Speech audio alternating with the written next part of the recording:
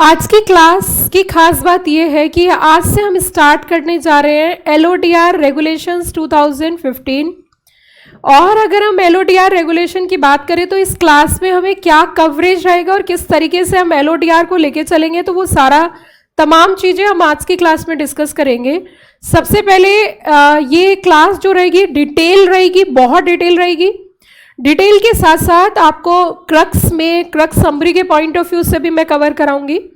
Detail knowledge होना क्यों जरूरी है LODR की, हालांकि मैं चाहूँ तो आपको शॉर्ट से भी इस चैप्टर को कवर करा सकती हूँ एग्जाम क्वेश्चंस के साथ, लेकिन क्यों ये चैप्टर आपकी जिंदगी के लिए एक अहम हिस्सा है आपके प्रोफेशन में, क्योंकि जब हम लिस्टेड कंपनीज की बात करते हैं, in future if you are appointed in listed company as a compliance officer, then in that situation आपको इस चैप्टर की एक खास अहमियत नजर आएगी। सो हम यहाँ दोनों तरीके से इस चैप्टर को पढ़ेंगे, एग्जाम ओरिएंटेड भी रहेगा और आपके नॉलेज पॉइंट ऑफ व्यू से भी रहेगा। एग्जाम ओरिएंटेड इसलिए रहेगा कि आपके एग्जाम में जो इस चैप्टर की कवरेज है वो लगभग अप्रॉक्सीमेटली 15 मार्क्स है, और मैं इस चैप्टर में आपको क्वेश्चंस भी कवर कराऊंगी। और आपके आने वाले अटेम्प्ट में जो हाईली एक्सपेक्टेड टॉपिक है, जैसे रेगुलेशन 17 काफी इंपॉर्टेंट टॉपिक है, तो खैर वो जब मैं बताऊंगी आपको आगे चल के आएगा, तो वो भी मैं आपको कवर कराऊंगी।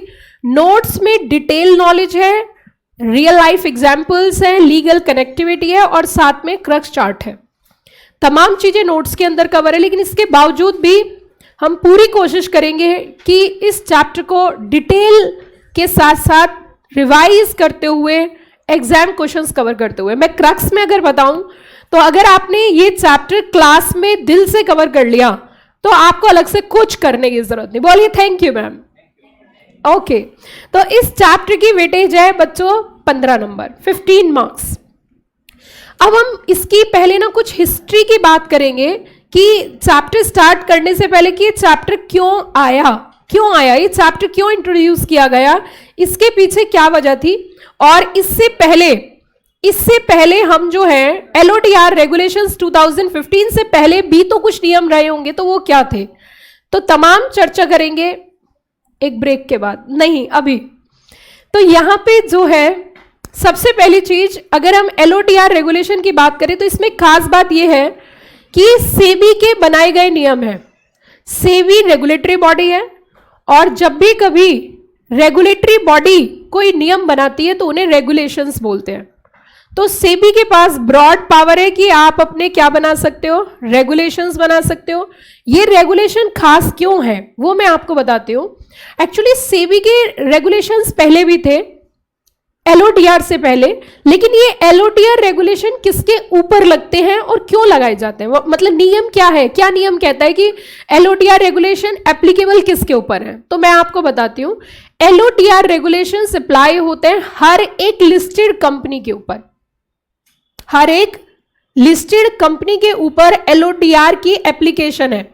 ओके मैम, इसका मतलब जिस भी कंपनी के securities, I am using a word securities, and securities is a broader term, securities stock exchange पर लिस्ट है, तो उनको LODR रेगुलेशंस का पालन करना पड़ेगा। क्वेश्चन नंबर 1, मैम क्यों, तो देखो बच्चों इसका नाम समझते हैं। पहले इसका नाम है, सबसे पहली चीज वर्ड यूज किया लिस्टिंग, दूसरा वर्ड यूज किया ऑब्लिगेशंस। इट मींस ये ऑब्लिगेशन किसकी है वो भी समझते हैं।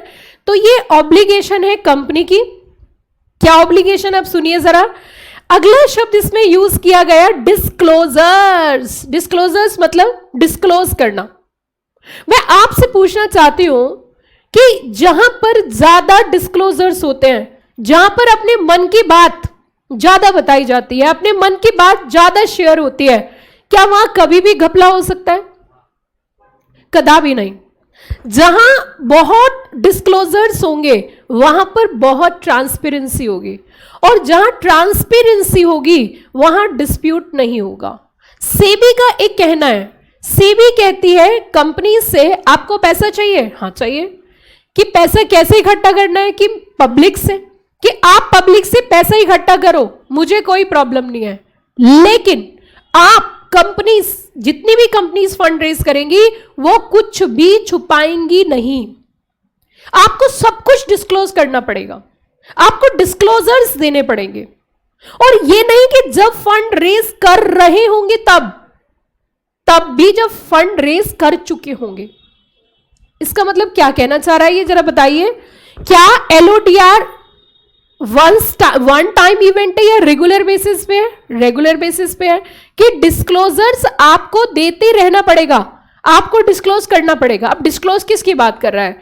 देखिए, जब भी कभी हम डिस्क्लोजर की बात करते हैं तो डिस्क्लोजर का मतलब है कंपनी के अंदर जो भी चल रहा है वो आप खुलकर सामने रखिए, जनता के सामने। आपको पब्लिक से पैसा चाहिए तो आपको दूसरे पार्ट पे अपने यहां पे बहुत ज्यादा डिस्क्लोजर्स देने होंगे। अब कंपनी कहने लगी सर डिस्क्लोज कर दूंगा, कंपनी में कितने प्रॉफिट है, कंपनी में कितना बीओडी है। अब ये होता क्या था अगर ऐसे बोलते डिस्क्लोजर के लिए? कोई कभी कुछ बता रहा है, कभी कुछ बता रहा है, कभी डिस्क्लोजर दे रहा है, कभी डिस्क्लोजर्स नहीं दे रहा। सेबी ने कहा ऐसे काम नहीं चलेगा।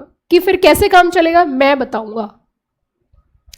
डिस्क्लोजर्स कितने तरीके के होंगे, डिस्क्लोजर्स कब होगा और डिस्क्लोजर्स कैसे होंगे। ठीक है, कंपनी कह लेगी ठीक है सर कोई दिक्कत नहीं है। फिर कहती है सेबी अभी और रुक कि क्या, कि आपको जो डिस्क्लोजर्स करने होंगे उसके लिए एक अधिकारी चुनना होगा, एक ऑफिसर अपॉइंट करना होगा कि सर ये भी कंप्लायंस है कि हां, नहीं तो तुम फिर गड़बड़ करवाओगे। इसका मतलब इस चैप्टर के तहत हमने एक बात तो समझ लिया कि क्या होना है बहुत ज्यादा, बोलिए जल्दी से, डिस्क्लोजर्स। अब डिस्क्लोजर्स क्यों करने हैं? क्योंकि हम कंपनी में चाहते हैं क्या मेंटेन हो, ट्रांसपेरेंसी। ट्रांसपेरेंसी किसके लिए? जिनसे आपने क्या इकट्ठा कर रखा है, पैसा, आपने फंड रेज कर रखा है, तो उनको आपको सब कुछ बताना होगा। तो यहां पे सेबी कहती है कि सिर्फ काम इतने से नहीं चलेगा। पहले क्या था कि अनऑर्गेनाइज तरीके से आप डिस्क्लोजर्स दे रहे हो, हाफ दे रहे हो, फुल दे रहे हो, टाइमली नहीं दे रहे, लेट दे रहे हो, तो वो सारी चीजें ध्यान में रखते हुए सेबी ने कहा मेरे हिसाब से आपको डिस्क्लोज करना होगा। Are you got the point everybody? And disclosure requirement पूरी करने के लिए अपॉइंट करना पड़ेगा ऑफिसर, और ऑफिसर का नाम मैं आपसे जानना चाहती हूं, कंपनी सेक्रेटरी। वो ऑफिसर होगा कंपनी सेक्रेटरी। इसी वजह से इंस्टीट्यूट 15 मार्क्स में आपसे ये पूछती है, यही लॉजिक है। और ये बात तो तय है कि अगर आपने सीरीज कंप्लीट कर ली है, पूरा चैप्टर कंप्लीट कर लिया मेरे साथ, तो 15 में से 14 मार्क्स नहीं आएंगे, 15 आउट ऑफ 15 आएंगे। ये आप ध्यान रखना, ये मेरा वादा है आपसे। अब पहली चीज हमारे सामने ये आती है कि आप इस चैप्टर को क्यों एक्सपर्ट पॉइंट ऑफ व्यू से पढ़ो, क्योंकि इसकी जिम्मेदारी आप ही के कंधों पर है। इन फ्यूचर जब आप कंपनी में कंप्लायंस ऑफिसर अपॉइंट होंगे तो एलओडीआर के तहत आप जब एक ऑफिसर अपॉइंट होंगे तो कंपनी के बिहाफ पर आपको कंप्लायंसेस करने हैं, आपको डिस्क्लोजर्स करने हैं। Are you got the point everybody? अब यहां पे मुद्दा उठता है, ये तो डिस्क्लोजर की बात हुई कि डिस्क्लोजर्स कितने अलग अलग तरीके के होंगे, कब कब करना है, वो सब हम पढ़ेंगे, वो तो बाकी है। लेकिन अभी हम ये समझने जा रहे हैं कि मैम आप एक बात बताइए, कंपनीज एक्ट भी तो है मैम, और कंपनीज एक्ट के तहत भी मल्टीपल कंप्लायंसेस है सर, तो फिर तो ये तो बड़ा चाउज एंड कंफ्यूजन की सिचुएशन हो गई। कंपनीज एक्ट के भी प्रोविजन पूरे करने हैं, इधर सेबी के भी रेगुलेशंस करने हैं, तो आपस में कोई तालमेल नहीं है क्या मैम? तो बच्चों 2015 में इस बात को सेबी ने समझ लिया कि जब तक अलाइनमेंट नहीं होगा, जब तक तालमेल नहीं बैठेगा, तब तक कंफ्यूजन रहेगा, और अगर कंफ्यूजन रहेगा तो कंप्लायंसेस टाइमली नहीं होंगे। तो 2015 में जब ये रेगुलेशंस आए तो इन्होंने सबसे पहले यही चीज खत्म करी कि जो मल्टीपल कंफ्यूजन थे, चाहे वो कंपनीज एक्ट को लेके या किसी और चीज को, वो तमाम कंफ्यूजन खत्म किए। अब मैं आपको 2015 से पहले लेके जाना चाहती हूं। 2015 से पहले हमारे यहाँ पे इस चैप्टर के अलावा मल्टीपल कंप्लायंसेस थे, मल्टीपल रेगुलेशंस थे। जैसे क्लॉज 49 कॉर्पोरेट गवर्नेंस हमारे टाइम में था, कभी clause 49 corporate governance, listing agreement अलग था, इक्विटी लिस्टिंग रेगुलेशंस अलग थे। इसका मतलब मल्टीपल रेगुलेशंस थे। सेबी ने कहा इन्हें सबको खत्म करो। क्लॉज 49 इन्होंने खत्म किया, लिस्टिंग एग्रीमेंट इन्होंने खत्म किया, इक्विटी लिस्टिंग रेगुलेशंस इन्होंने खत्म किए। एक नियम बनाओ भाई, एक नियम, ताकि कंपनीज कंफ्यूज ना हो, और ईज ऑफ डूइंग बिजनेस हो सके। हिस्ट्री समझ में आई मैं क्या कहना चाह रही हूँ? इससे पहले क्या था? Clause 49 corporate governance, equity listing agreement, multiple laws थे, प्लस कंपनीज एक्ट के साथ कोई तालमेल नहीं था, तो ऑफिसर कंफ्यूज होते थे। तो पहली चीज इन्होंने क्या करी, जो पहले सारे रेगुलेशंस थे उन्हें हटाए, एक रेगुलेशन लेके आए। एक तो ये हुआ कंसोलिडेशन किया। इससे क्या हुआ कि जितने भी ऑफिसर्स हैं, जो ऑफिसर कंप्लाइंस करते हैं, उनको क्लैरिटी मिली, विजन क्लियर हुआ उनका। दूसरी प्रॉब्लम क्या थी, जो कंपनीज एक्ट के साथ अलाइनमेंट नहीं था वो अलाइन किए कि मल्टीपल डिस्क्लोजर नहीं कराने, डिस्क्लोजर्स होने चाहिए। तो इसका मतलब अब सेबी के जो रेगुलेशंस है, जो एलओडीआर रेगुलेशंस और कंपनीज एक्ट आपस में अलाइन है, ड्यूअल कंप्लायंसेस नहीं है। Are you good the point everybody? क्या इतनी बात समझ में आ गई? अब हम धीरे धीरे इस चैप्टर को समझ सकते हैं और स्टेप बाय स्टेप बहुत डीप मैनर में मैं प्रोविजन लेके चलूंगी, पहले ही बता रही हूं। अगर आप झेल सकोगे तो झेल लेना, नहीं तो शॉर्टकट भी है, दैट इज क्रक्स समरी। लेकिन यहां पे अगर आप एक्चुअल में सीएस बनना चाहते हो तो ये रेगुलेशन सबसे ज्यादा आपको पढ़ाए जाते हैं, ये आप ध्यान रखना। तो देखो, अब हम सबसे पहले ये देखेंगे कि what is the objective of LODR regulation. ये क्वेश्चन का आंसर मैं आपसे जानना चाहती हूं, क्योंकि अभी कुछ देर पहले से ही मैं बताई जा रही हूं what is the main objective of LODR regulation. मतलब अगर ऑब्जेक्टिव की बात करें तो सबसे पहला उद्देश्य एलओडीआर रेगुलेशन का क्या है? फर्स्ट पॉइंट ट्रांसपेरेंसी, दूसरा अकाउंटेबिलिटी, दूसरा वर्ड आता है बच्चों अकाउंटेबिलिटी, तीसरा उद्देश्य क्या रहा? टाइम डिफाइन किया, मैनर डिफाइन करी, स्ट्रक्चर डिफाइन किया। अनस्ट्रक्चर्ड कुछ भी नहीं है, सब कुछ इन्होंने क्या किया है? ऑर्गेनाइज्ड किया है। क्या किया है बच्चों? ऑर्गेनाइज किया है। वैसे तो तमाम चीजें आपकी बुक में मेंशन है, लेकिन सिर्फ एक नोट हम बनाएंगे कॉपी पे, सिर्फ एक नोट जिसमें बहुत ही कम पॉइंट्स होंगे, बहुत ही कम पॉइंट्स, बाकी सब कुछ हमारी बुक में अवेलेबल है, ईच एंड एवरीथिंग। सिर्फ कॉपी पर हम नोट करेंगे क्वेश्चंस और कुछ नोट्स, जो एग्जाम के क्वेश्चंस है और कुछ नोट्स, बस दैट्स इट। ठीक है बच्चों? तो सबसे पहले आप अपने हाथ से एलओडीआर की फुल फॉर्म लिखिए, जल्दी जल्दी लिखना। और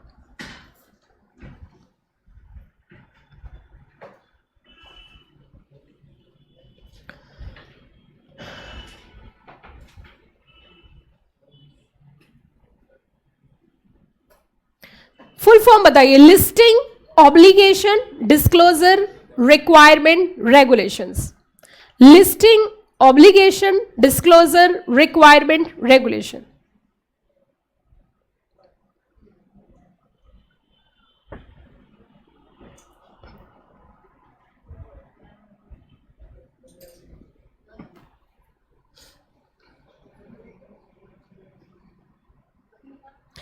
अब मेरा पहला पॉइंट है, इस क्वेश्चन का आंसर आप ही दोगे। एलओडीआर कौन सी कंपनीज पर अप्लाई होते हैं? Listed company. So LODR is equals to applicable, LODR is equals to applicable to listed companies.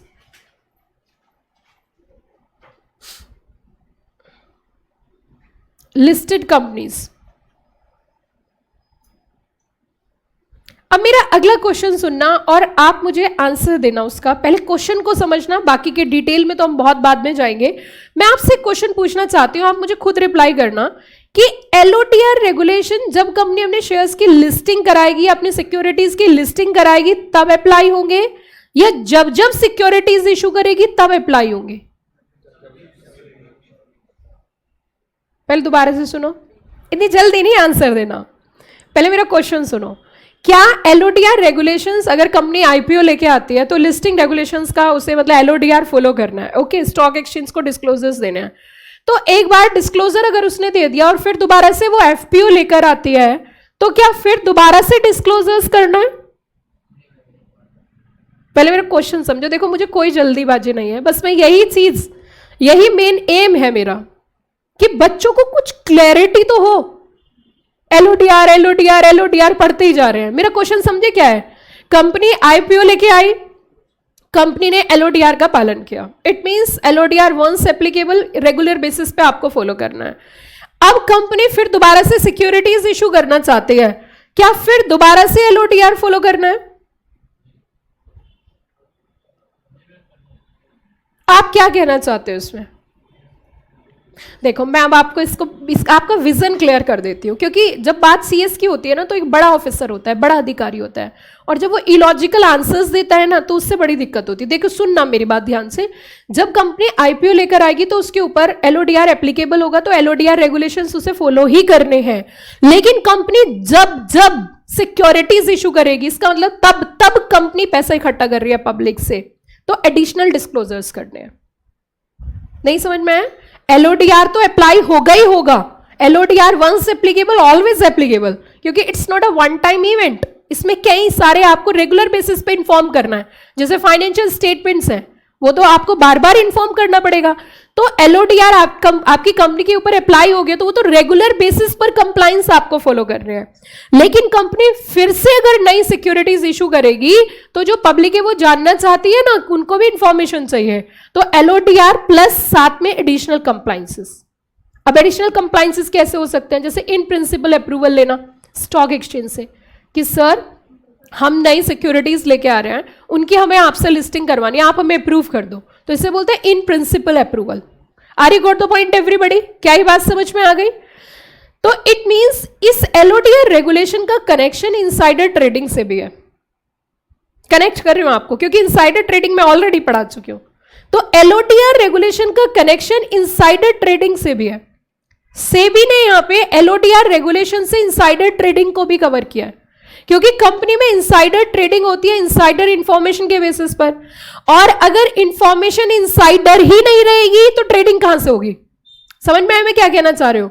In regulations के तहत हम आगे चल के क्लॉजेस पढ़ेंगे, जिसमें आप कुछ ऐसी चीजें भी देखोगे कि कंपनी में बोर्ड मीटिंग चल रही है और वहां पे कोई भी अगर प्राइस सेंसिटिव इंफॉर्मेशन है, तो it's a mandatory requirement on the part of the company कि मीटिंग कंप्लीट होते ही आपको वो इंफॉर्मेशन डिस्क्लोज करनी है स्टॉक एक्सचेंज को। तो इन्होंने यहाँ पे एलओडीआर से वो भी प्रॉब्लम सॉर्ट आउट करी है। Are you got the point everybody?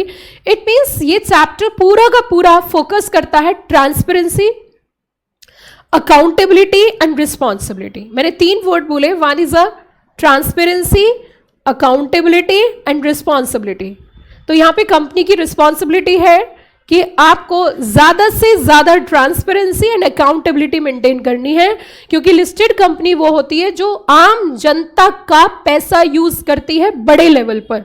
ज्यादा फंड पब्लिक का होगा, ज्यादा कंप्लायंसेस होंगे, कम फंड होगा, कम कंप्लायंसेस होंगे। Got the point? चलिए जी, अब इसमें हम आगे चल के आप ये पॉइंट पूरा क्लियर करो, पूरा इसमें लिखिए, LODR once applicable, LODR once applicable, always applicable.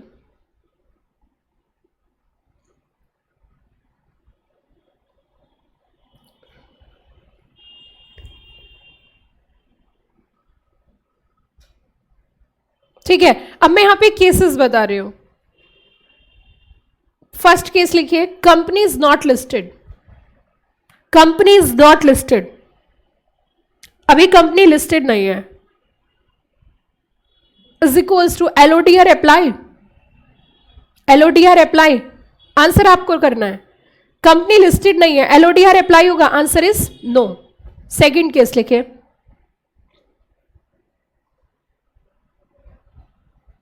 Company comes out IPO is equals to LODR apply. Company comes out IPO is equals to LODR apply. Answer is yes. अब yes के bracket में आपको एक बात और लिखनी पड़ेगी, continuous applicable. Continuous applicable अब लगातार आपको फॉलो करना पड़ेगा, क्योंकि कंपनी लिस्टेड हो चुकी है। ठीक है, नेक्स्ट थर्ड केस लिखिए, कंपनी इशू न्यू सिक्योरिटीज।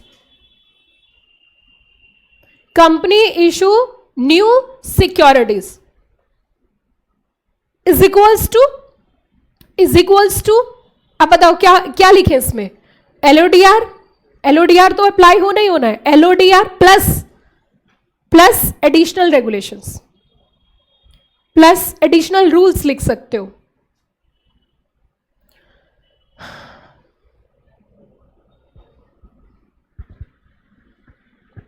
अब बच्चों मैं आपको एक चीज और बताना चाहती हूं कि प्रॉब्लम एक्चुअल में क्या थी, मेन प्रॉब्लम क्या थी। कंपनीज पैसा तो बहुत इकट्ठा करना चाहती थी। देखिए चैप्टर के अंदर जो चीजें लिखी हैं वो आपको ऑटोमेटिक समझ में आएगी। पहले चैप्टर की रीजनिंग समझ लेते हैं कि चैप्टर करना क्या चाह रहा है। प्रॉब्लम क्या थी, पहले प्रॉब्लम सुनिए। कंपनीज से जब फंड इकट्ठा करते थे तो कंपनीज अपनी इंफॉर्मेशन हाइड करती थी। मतलब पब्लिक से पैसे इकट्ठा कर रही है बट अपनी इंफॉर्मेशन क्या कर रही है, हाइड कर रही है, या फिर इंफॉर्मेशन डिस्क्लोज भी कर रही है लेकिन पैसे इकट्ठा करने के बाद कर रही है। भाई अब क्या फायदा जब चिड़िया चुग गई खेत। तो पहली प्रॉब्लम क्या थी कि इंफॉर्मेशन हाइड करना। दूसरी प्रॉब्लम क्या थी कि आप डिस्क्लोज तो कर रहे हो बट डिले कर रहे हो।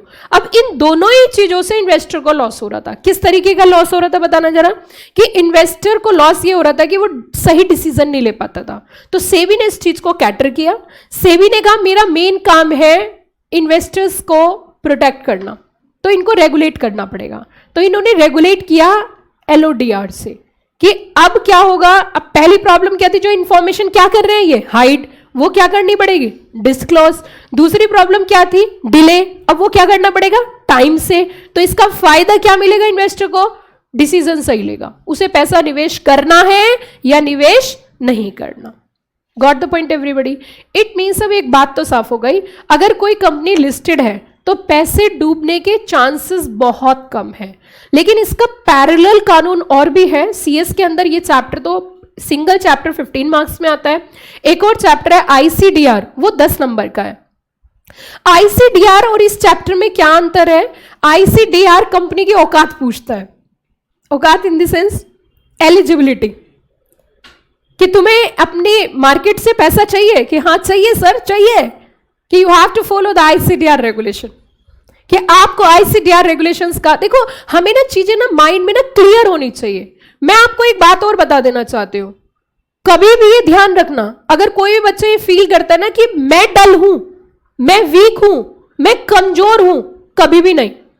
बच्चा कोई कमजोर नहीं होता, बस वो पढ़ता नहीं है। अगर वही बच्चा पढ़ने लगे तो कोई कमजोर नहीं है। करत करत अभ्यास, ये एक बहुत इंपॉर्टेंट बात है। अगर एक व्यक्ति के अंदर लगन है ना और वो अभ्यास कर रहा है निरंतर बेसिस पे, वो दुनिया की कोई भी किसी भी चीज को जीत सकता है। ये मैं बात आपको बता सकती हूं। तो मेन चीज है फोकस करना, यही बच्चों के साथ है। मैं कोई डिफरेंस नहीं समझती अपने बच्चे में और आप में। मुझे पता है आप कर सकते हो, लेकिन आपको पेस की जरूरत है। और जब आपको एक बार पेस मिल गया ना, एक बार आपका इंजन स्टार्ट हो गया, तो वो फिर ट्रेन दौड़ेगी। जरूरत है बच्चे का इंजन स्टार्ट करने की, उसे कॉन्फिडेंस देने की, और उसे जब चीजें समझ में आने लगती है ना तो उसे मजा आने लगता है। जब उसे समझ ही नहीं आती तो पढ़ने में मजा भी नहीं आता। अब देखो यहाँ पे 2 नियम है, 2 रेगुलेशन है, बहुत सारे इसमें ना, मतलब बहुत टेक्निकल तरीके से भी मैं इसे पढ़ा सकती हूँ, बहुत टेक्निकल तरीके से, लेकिन बच्चे के पल्ले कुछ नहीं पड़ने वाला। वो टेक्निकल तरीका हमारे लिए है, लेकिन मुझे बच्चे को जीरो से समझाना है। अब हमारे सामने 2 रेगुलेशन आ गए, one is ICDR, second one is LODR। देखो LODR पिक्चर में जब आएगा जब ICDR कंप्लीट हो जाएगा।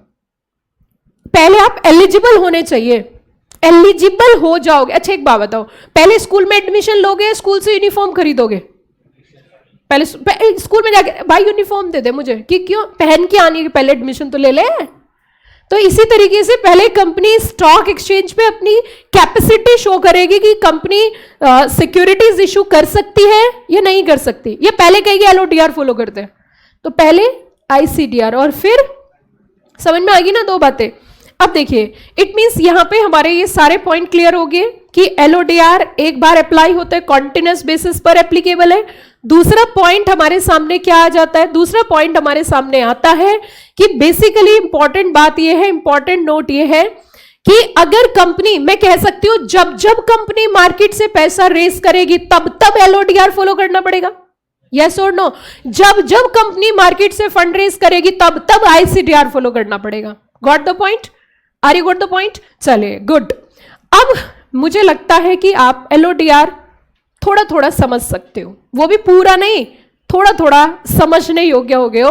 तो ये चैप्टर स्टार्ट होता है regulatory framework, that is to be listing frameworks, and इसमें डिफरेंट डिफरेंट रेगुलेशंस हमारे सामने आएंगे। SEBI LODR regulations 2015। वैसे चैप्टर स्टार्ट करने से पहले इंपॉर्टेंट बता देती हूं, इसमें रेगुलेशन नंबर 17 इतना ज्यादा इंपॉर्टेंट है। मैं स्टडी कर रही थी पूरा स्टडी के बेसिस पर ही आपको बता रही हूँ कि रेगुलेशन 17 इतना इंपॉर्टेंट है कि जो बच्चे तुक्के से पास होना चाहते हैं ना, तुक्के से, मतलब मुझे आप याद करोगे एग्जाम में, तो वो कुछ करे या ना करे पर रेगुलेशन 17 जरूर पढ़ लेना प्लीज। चैप्टर से इंटरेस्ट मत लूज करना, चैप्टर में इंटरेस्ट उतना ही आना चाहिए, क्योंकि जरूरी नहीं है 17 आ जाए, पता चले 17 ने सता दिया, सता रहा है 17 है। रेगुलेशन 17 अपने आप में एक्सट्रीम इंपॉर्टेंट टॉपिक है, एक्सट्रीम इंपॉर्टेंट। अब देखो मैंने पहली क्लास में आपको एक टॉपिक इंपॉर्टेंट बता दिया, इसका मतलब ये नहीं है कि आप पूरी क्लास नहीं अटेंड करोगे, पढ़ना पूरा है। चलो आगे चलते हैं। तो यहाँ पे LODR रेगुलेशन 2015 आए और उसी के साथ साथ SCRA एक्ट, इनका मेन एम क्या है? अब जो जो मैं बोलते जाऊंगी ना वो आप ऑटोमेटिकली कैच करते जाओगे। जैसे कि फर्स्ट एम इज ट्रांसपेरेंसी, जहां जितना ज्यादा डिस्क्लोजर उतनी ज्यादा ट्रांसपेरेंसी। कुछ बच्चे छुपा रुस्तम होते हैं, घर पे कुछ नहीं बताते, चुप रहते हैं, वो ब्लास्ट करते हैं। जो बच्चे सारी बातें अपने घर पे बता देते, मम्मी है मम्मी है मम्मी है मम्मी है, वो कुछ नहीं छिपा सकते, है ना। और जो चुप चुप रहते हैं, जो छुपा रुस्तम होते हैं, वो एक साथ ब्लास्ट करते हैं। तो इसका मतलब ज्यादा डिस्क्लोजर, मोर ट्रांसपेरेंसी। अब ध्यान रखना, जो व्यक्ति ज्यादा बोलता है ना, बहुत ज्यादा बातें करता है, बहुत ज्यादा बोलता है, बोलता ही रहता है, वो कुछ छिपा नहीं सकता, बड़ी चीजें नहीं छिपा सकता।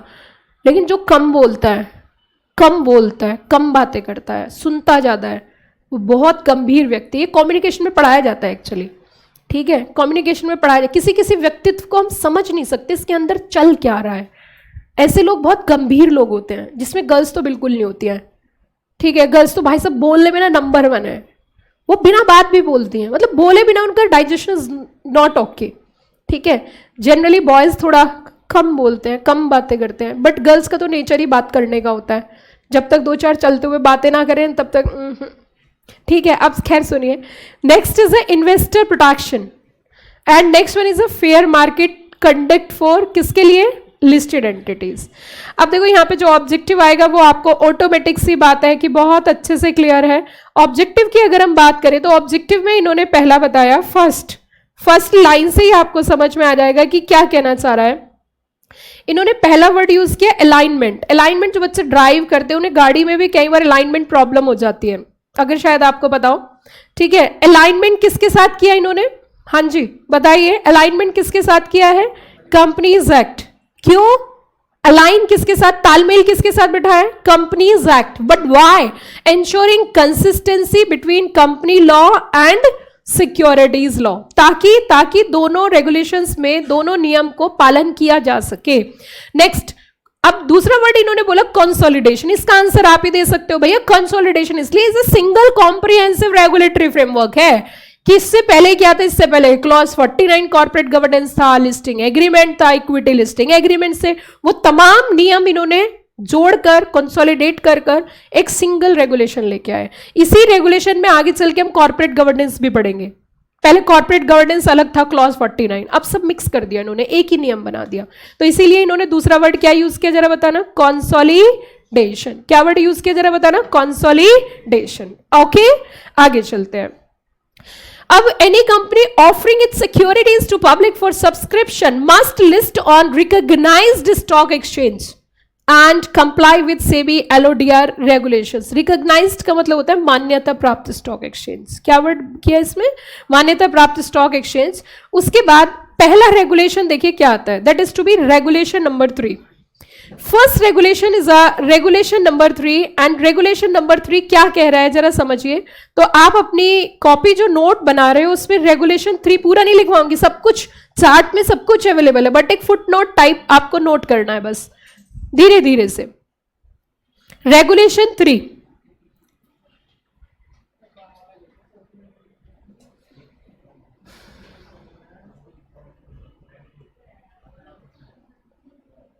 Regulation 3 is applicable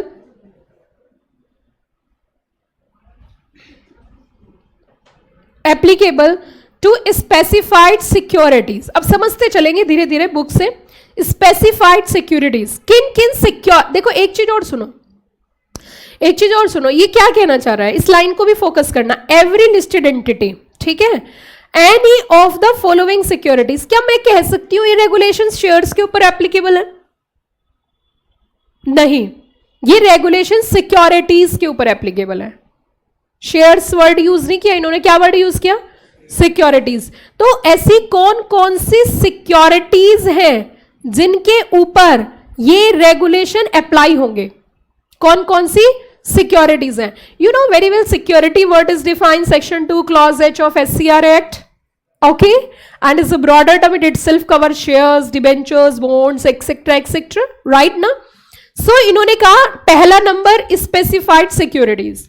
हमने कहा what do you mean by the specified securities, मतलब किस चीज को कह रहे हैं ये स्पेसिफाइड सिक्योरिटीज? तो इन्होंने कहा equity shares like normal shares, जो इक्विटी शेयर्स है, equity shares on main board और एसएमई एक्सचेंज और innovator growth platform. You know very well, ये हम पढ़ चुके हैं पहले ही, बीएससी का एक मेन बोर्ड, ऐसी NSC emerge and NSC main board. तो इन्होंने कहा जितने भी इक्विटी शेयर्स चाहे तो मेन बोर्ड पर लिस्टेड है, चाहे एसएमई एक्सचेंज पर लिस्टेड है या आईजीपी पर लिस्टेड है। तो पहला क्या वर्ड यूज किया इन्होंने? Specified securities. ओके, तो आप अपने उसमें सिर्फ पॉइंट लिखना, स्पेसिफाइड सिक्योरिटीज।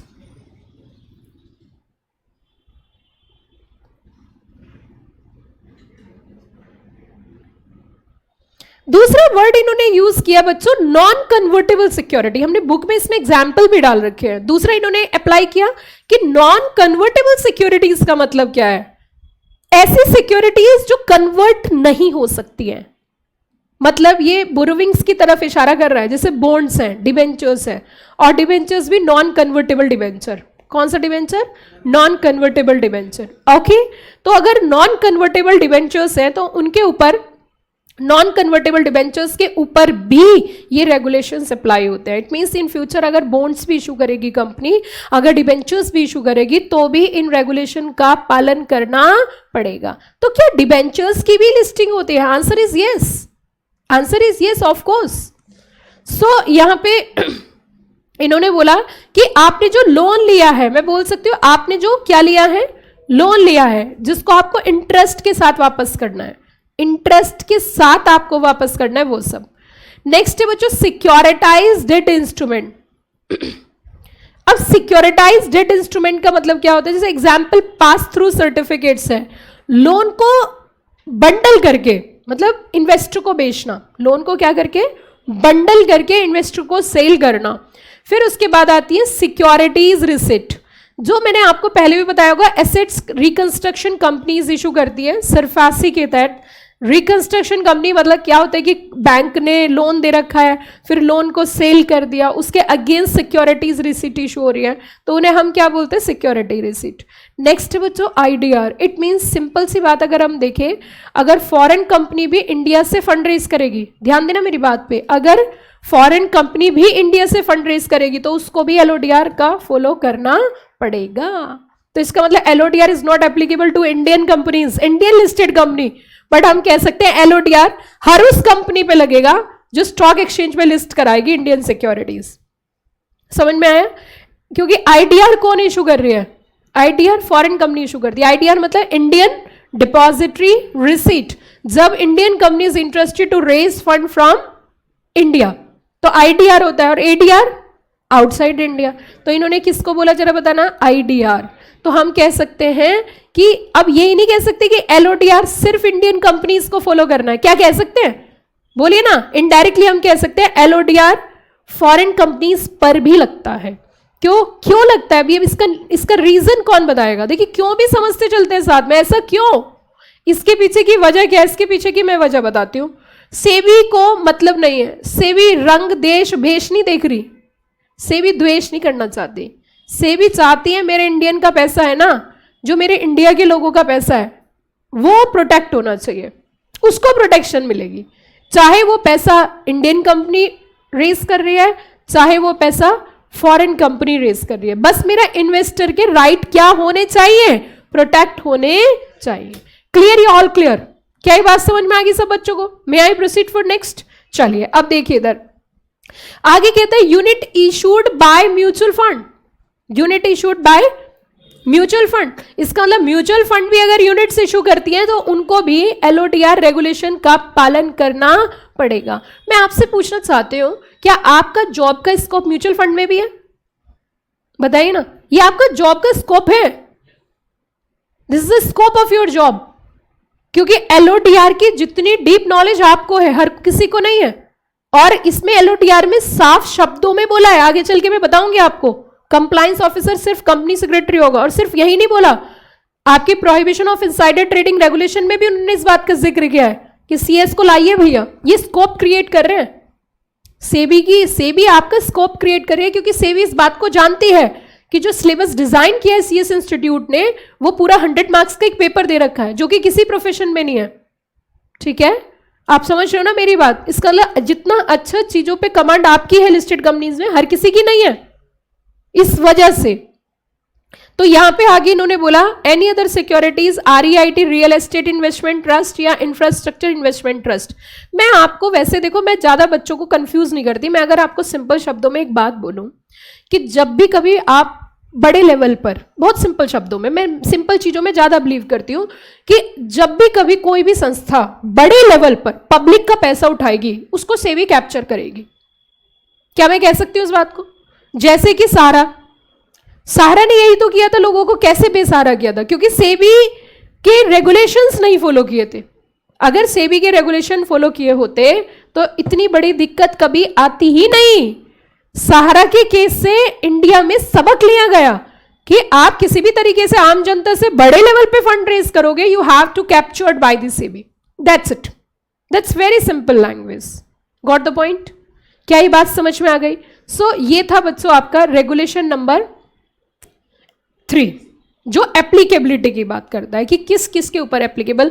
इससे हम क्रक्स में क्या समझे? नहीं, what is the entire crux of this point? ये क्रक्स में सीधा सीधा क्या कहना चाह रहा है? एक लाइन में अगर आप लिखना चाहो तो, आप अगर लिखना चाहते हो तो सिर्फ इन सिक्योरिटीज के नाम लिख लो शॉर्ट में, जल्दी से, फटाफट। 15 मिनट्स का चैप्टर 10 मिनट्स में रिवाइज होना चाहिए। 15 नंबर का चैप्टर 10 मिनट में अगर रिवाइज कर लेते हो तो ये आपकी सबसे बड़ी जीत होगी।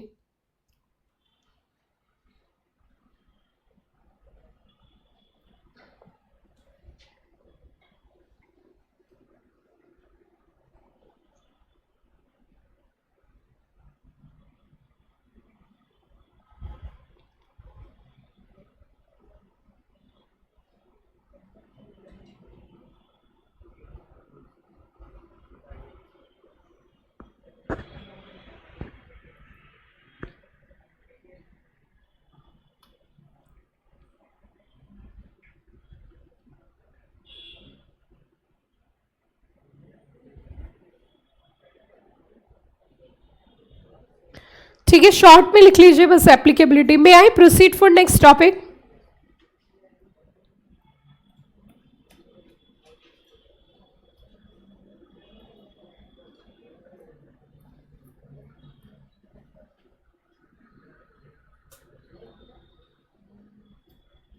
Determination of applicability based on market capitalisation. Market capitalisation का मीनिंग क्या होता है? एक्चुअली ये भी समझना बहुत जरूरी है कि what I mean by the market capitalisation. Market capitalisation is a very simple formula कि आपके जितने भी शेयर्स हैं इनटू मार्केट प्राइस। ठीक है, तो यहाँ पे सेबी क्या करती है? यहाँ पे सेबी हर साल एक लिस्ट प्रिपेयर करती है, 31 दिसंबर को एक लिस्ट बनाती है। लिस्ट किस बेसिस पर होती है? Average market capitalization. ठीक है, 1 जुलाई से लेके 31 दिसंबर। First such list will be effective December 31, 24। Timeline for compliance, listed entity identify, जितनी भी लिस्टेड एंटिटी इसमें आइडेंटिफाई करी गई थी, उन्होंने कहा था आपको इन रेगुलेशन को कंप्लाई करना पड़ेगा जब से ये एप्लीकेबल हुए हैं, provision after 3 months from the start of next financial year whichever is later. मतलब इन्होंने यहाँ पे सेबी ने टाइम दिया था कि कब से आपको ये नियम का पालन करना है, कंप्लायंस कब से स्टार्ट होगा। आपके पास दो ऑप्शन है, या तो 3 मंथ्स आफ्टर लिस्ट, 3 मंथ्स जब ये लिस्ट जा रही हो इसके 3 मंथ्स, या फिर नेक्स्ट फाइनेंशियल ईयर, या तो 3 महीने जब ये लिस्ट जा रही हो उसके 3 महीने का टाइम दिया। क्यों 3 महीने का टाइम दिया? कंपनी प्रिपेयर भी तो होगी रेगुलेशंस के लिए, एकदम से तो नहीं पालन कर लेगी। तो 3 महीने और नेक्स्ट फाइनेंशियल ईयर जो बाद में आता है, आपको अब ये रेगुलेशंस फॉलो करने पड़ेंगे। अच्छा, ये क्यों बनाए गए? क्योंकि कुछ कंपनीज तो ऐसी होंगी जो पहले से ही लिस्टेड थी, है ना, तो अब उनको ये रेगुलेशन फॉलो करने पड़ेंगे, तो उनके लिए ये लिस्ट जारी की गई थी।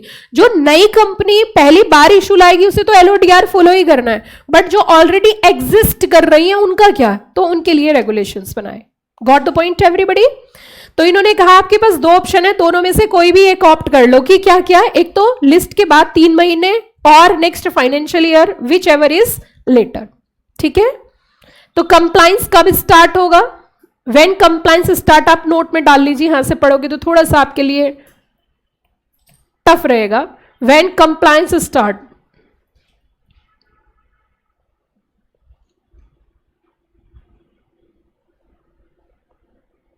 व्हेन कंप्लाइंस स्टार्ट, 2 ऑप्शंस हैं, देयर आर 2 ऑप्शंस। मैंने आपसे वादा किया है कि चैप्टर में आपको क्लास में याद करा दूंगी, 15 नंबर 100 में से पक्के। तो पहला ऑप्शन क्या है? That is to be 3 months after list, 3 months after list और next financial year, और next financial year।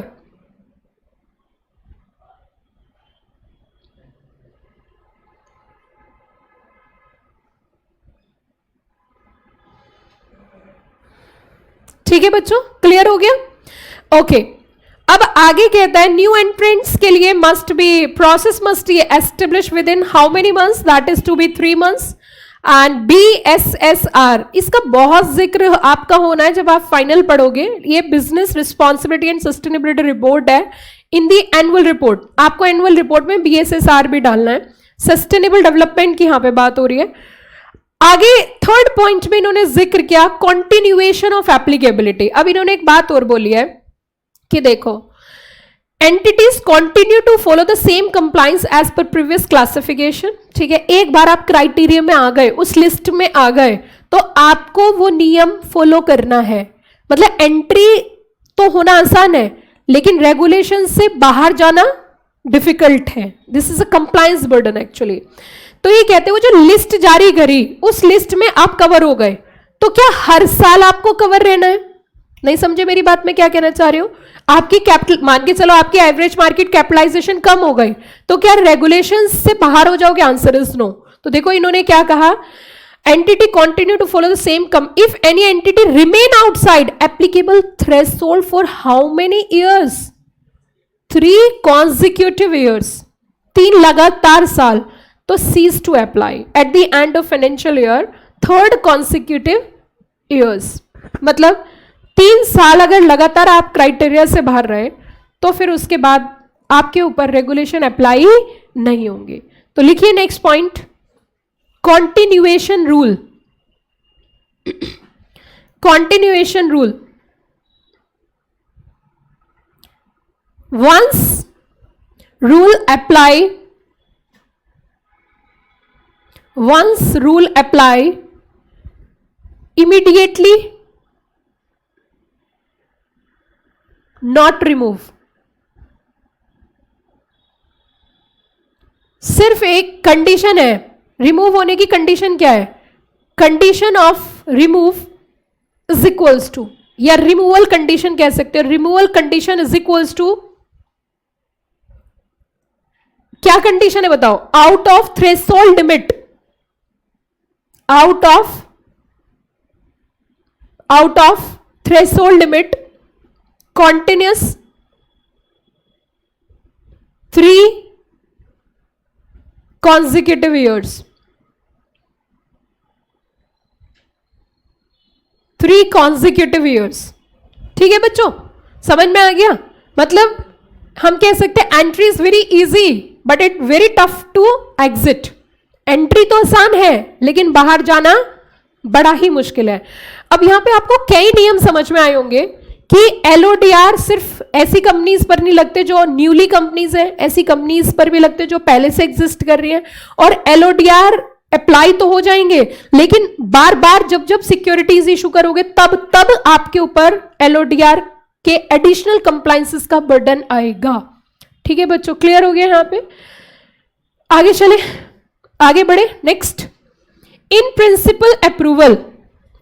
अब आप सोचोगे मैम एक बात बताइए, अभी हम रेगुलेशन 3 पढ़ रहे थे मैम, और रेगुलेशन 3 के तुरंत बाद मैम रेगुलेशन 28 क्यों आया, है ना? रेगुलेशन 3 के बाद ऑल ऑफ सडन 4 आता, 5 आता, 6 आता, 28 रेगुलेशन क्यों आया? आप एक बार इसे रीड करिए, आपको खुद समझ में आ जाएगा, क्योंकि मैंने चैप्टर का बेस इस तरीके से बनाया।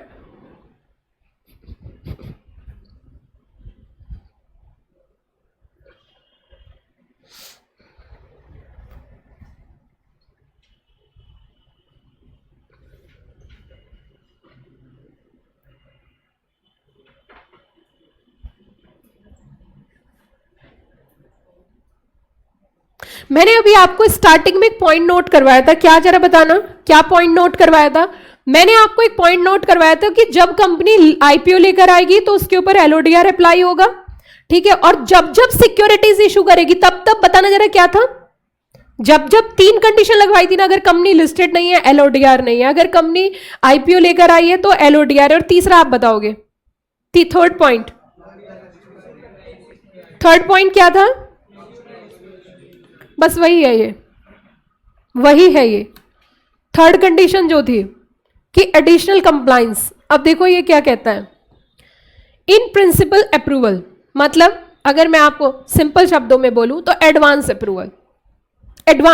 अब कब लेनी है एडवांस अप्रूवल? बिफोर मतलब पहले इशूइंग एनी सिक्योरिटीज। और कौन सी कंपनी कैप्चर करी इसने?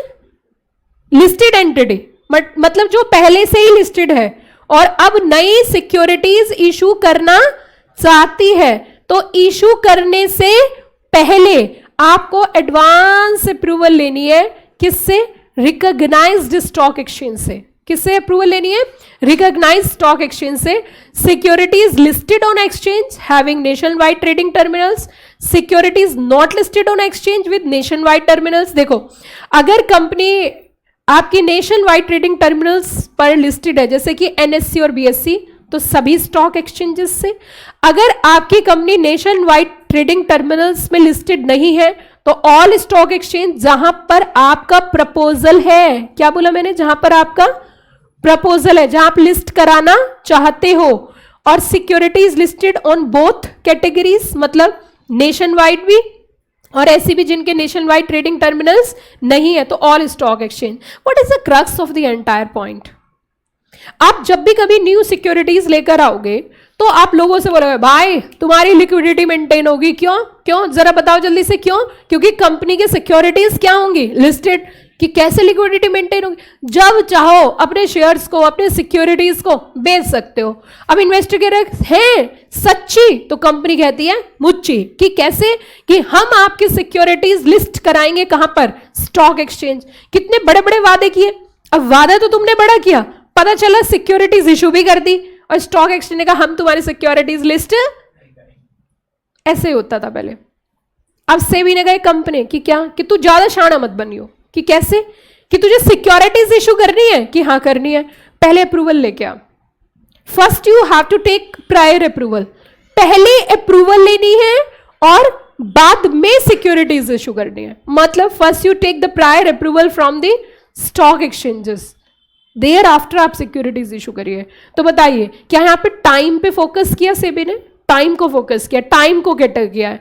तो इसीलिए आप इसमें लिखिए, छोटा सा पॉइंट लिखिए जल्दी से, regulation number 28। Regulation number 28, when company issue new securities, when company issue new securities, then take prior permission from stock exchanges, इसके 3 केस है, मैं एक ही जगह लिखवा देती हूं। From stock exchanges, bracket start NSC BSC nationwide trading terminal से slash proposed stock exchanges slash mixed मतलब nationwide plus other exchange. Mixed मतलब थर्ड कैटेगरी आ गया, नेशन वाइड भी और अदर एक्सचेंजेस भी, मिक्स्ड केस है वो। तीसरा केस, ये थर्ड केस मिक्स्ड है, this is a mixed case. यहां पे तो एनएससी बीएससी है, यहां अदर एक्सचेंजेस हैं और यहां दोनों हैं, केस थर्ड में।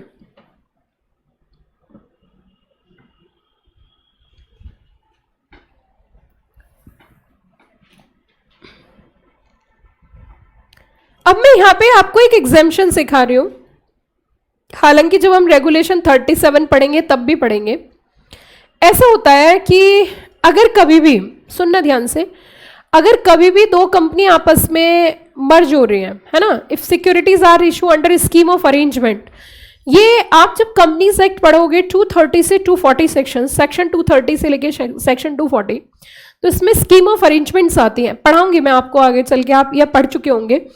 तो अरेंजमेंट के दौरान, अरेंजमेंट होता है जहां डिस्प्यूट होता है, अरेंजमेंट के दौरान अगर कोई सिक्योरिटीज इशू हो रही है, ठीक है, तो वो अरेंजमेंट करने से पहले आप स्टॉक एक्सचेंज से पहले पूछ के आओगे कि सर अरेंजमेंट कर ले क्या, ठीक है, तो आप स्टॉक एक्सचेंज से पहले ही पूछ के आ गए इन प्रिंसिपल अप्रूवल।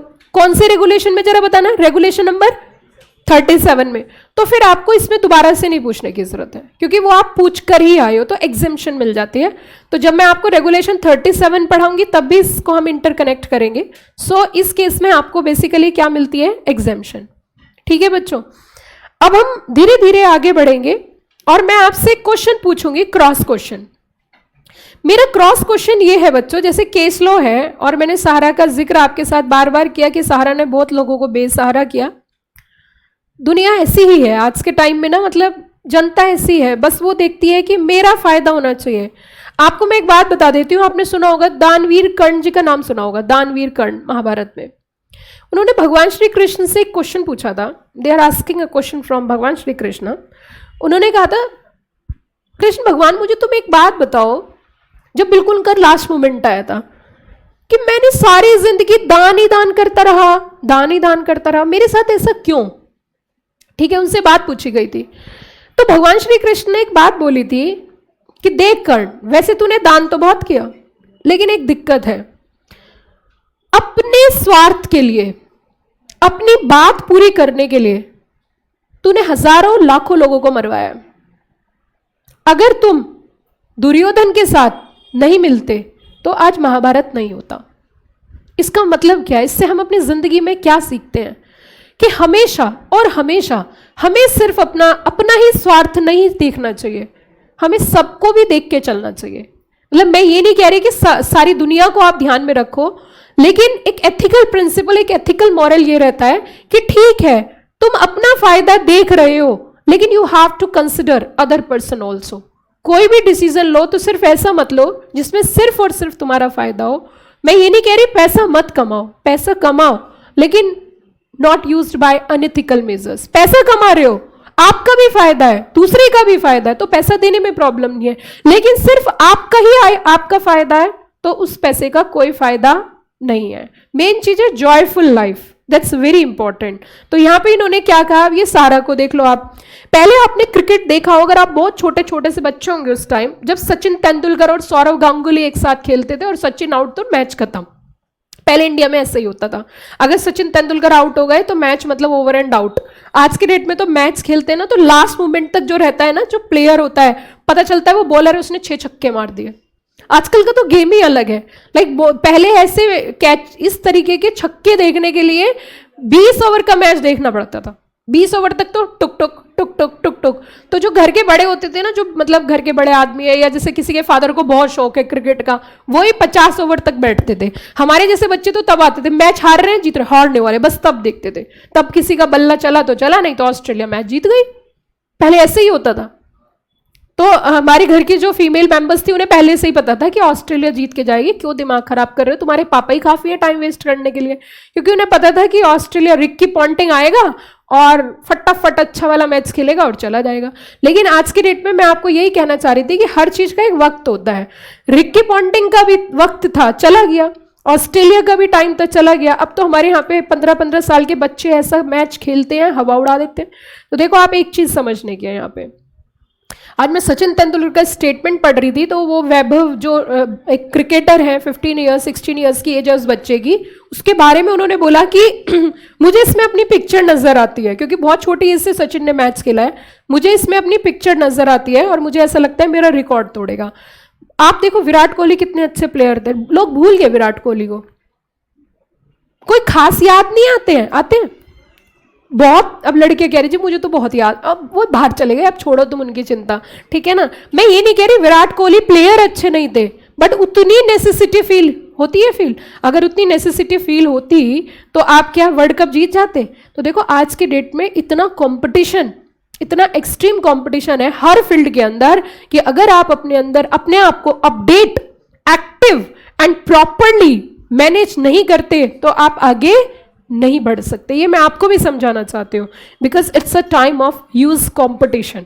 ये टाइम जो है कट थ्रोट कंपटीशन का है। यहाँ पे किसी का भी, कोई भी कभी भी आके, अगर कोई सोचता हो कि आई एम द बेस्ट, को कोई भी आके मेहनत करके उसे पीछे छोड़ सकता है। तो देखो मैं आपको सहारा का एक केस बता रही हूं और मैं आपसे क्रॉस क्वेश्चन पूछूंगी, आप मुझे उसका आंसर देना। मैंने कहा सहारा ने नॉन कन्वर्टेबल सिक्योरिटीज इशू करे, तो क्या नॉन कन्वर्टेबल सिक्योरिटीज पर एलओडीआर अप्लाई होता है? आंसर देना मुझे, क्या नॉन कन्वर्टेबल सिक्योरिटीज पर एलओडीआर अप्लाई होता है? Answer is yes. तो वही केस है ये, सारा group issue convertible debentures to million to investors without listing और proper disclosure. So every public issue must comply SEBI regulations to ensure disclosure, investor protection and listing transparency. This is a real life example. A company like Infosys Limited is classified among top listed entities based on its market capitalization, hence must comply enhanced corporate governance norms under LODR, including business reporting and sustainability reporting, independent directors and board evaluation. देखो यहाँ तक हमने कुछ basic provisions cover करते हुए धीरे धीरे step by step हम आगे जा रहे हैं। अभी तक हमने जो भी कॉन्सेप्ट पढ़े एक बार उसको अब समरी से कवर कर लेते हैं, that is to be crux chart, summary chart, ठीक है। ये समरी में आप देख लीजिए। आप सबसे पहले अब रिवाइज करने का टाइम आ गया, जो 1 घंटे में हमने चीजें पढ़ी हैं उनको एक बार रिवाइज करते हैं। सबसे पहले प्राइमरी रेगुलेशन, LODR रेगुलेशन 2000, बोलते जाओ मेरे साथ, 2015। फिर उसी के साथ इसको सपोर्ट में कौन आता है? स्टॉक एक्सचेंज को रेगुलेट करने के लिए जो एक्ट है that is to be SCRA act. Next हमारा ऑब्जेक्टिव, ऑब्जेक्टिव क्या था? नंबर 1 इज अलाइनमेंट और नंबर 2 इज कंसोलिडेशन। अलाइनमेंट किसके साथ किया? Companies act and consolidation various listing norms, for example like clause 49 of corporate governance. Next is the applicable entities, every listed entity either issuing securities like non-convertible securities, like it is also applicable to foreign companies. If foreign companies interested to raise fund from India in the form of IDR, then in that situation LODR is also applicable to foreign companies. Mutual funds also, market capitalization basis, compliance start date is the 1st April or a next financial year. Cease to apply, मतलब कब ये आपका remove हो सकता है LODR? If you outside the criteria of back to back 3 consecutive years. In principle approval is regulation number, yes come on, regulation number 28. In regulation number 28, अभी जो मैं आपको पढ़ा के आई हूं प्लीज भूलना मत, बस इतना कष्ट करना। हाँ, रेगुलेशन नंबर 28 कब ली जाती है इन principle approval? In case of company issue new securities. अगर कंपनी कभी भी न्यू सिक्योरिटीज इशू करती है तो उसको क्या करना पड़ता है? इन प्रिंसिपल अप्रूवल स्टॉक एक्सचेंजेस। कितने केसेस थे जरा बता दो फटाफट से? 3 केसेस, आइदर नेशन वाइड पे तो नेशन वाइड BSE NSE और अदर एक्सचेंज, और थर्ड वन क्या था? ओके चलिए जी आगे चलते हैं। अच्छा, एग्जेम्पशन भी है इसकी रेगुलेशन नंबर 37 में, अगर स्कीम और अरेंजमेंट है, अगर स्कीम और अरेंजमेंट। अभी तक मैंने यही पढ़ाया, मैं अगले टॉपिक की ओर बढ़ते हुए, नेक्स्ट टॉपिक की ओर बढ़ते हुए, इसमें रेगुलेशन नंबर 2 के अंदर, अच्छा बताओ अभी तक हमने कौन कौन से रेगुलेशन कवर किए? डायरेक्टली इनडायरेक्टली बताओ कौन कौन से रेगुलेशन कवर किए? 3, रेगुलेशन 3, रेगुलेशन 28 और इनडायरेक्टली रेगुलेशन 37, जो हमने पढ़ा नहीं है बस लिंक किया है। मैं चाहती हूं आपको एक लिस्ट बनवा दूं ताकि ना आगे चल के जो मैं रेगुलेशन पढ़ाऊं तो आपको क्लैरिटी रहे कि किस रेगुलेशन में क्या है। तो एक लिस्ट बनाते हैं बच्चों। 3 के बाद तो कौन सा रेगुलेशन आएगा? 4, ठीक है, तो एक टेबल बनाना, एक टेबल 4 to 14, 4 to 14 की एक टेबल बनाएंगे। हाँ, मतलब इसी के कॉन्टिन्यूशन में जा सकते हो आप, इसी के कॉन्टिन्यूशन में कुछ कुछ पॉइंट्स ही नोट करा रही हूं मैं। 4 to 14 मैं चाहती हूं एक एक रेगुलेशन क्लियर हो, आपको पता चले कि इसमें क्या है। तो सबसे पहले हम जो टेबल बनाएंगे that is to be regulation 4 to 14। और आपको पता है इस चैप्टर का सबसे इंपॉर्टेंट रेगुलेशन कौन सा है? भूलना मत, नहीं तो सता देगा तुम्हें। 17 तो सता रहा है। आप एग्जाम के क्वेश्चंस में पढ़ रही थी आज सुबह तो वैसे मुझे पहले भी आइडिया था, तो उसमें मैंने देखा रेगुलेशन 17 6 बार रिपीट हुआ है, 6 टाइम्स, 6 टाइम्स रिपीट हुआ है सेम रेगुलेशन। खैर उस पर भी हम पहुंचेंगे, लेकिन अभी हम चलते हैं रेगुलेशन 4 से लेके 14। तो बच्चों सबसे पहले लिखिए regulation 4। Regulation 4 principle of corporate governance.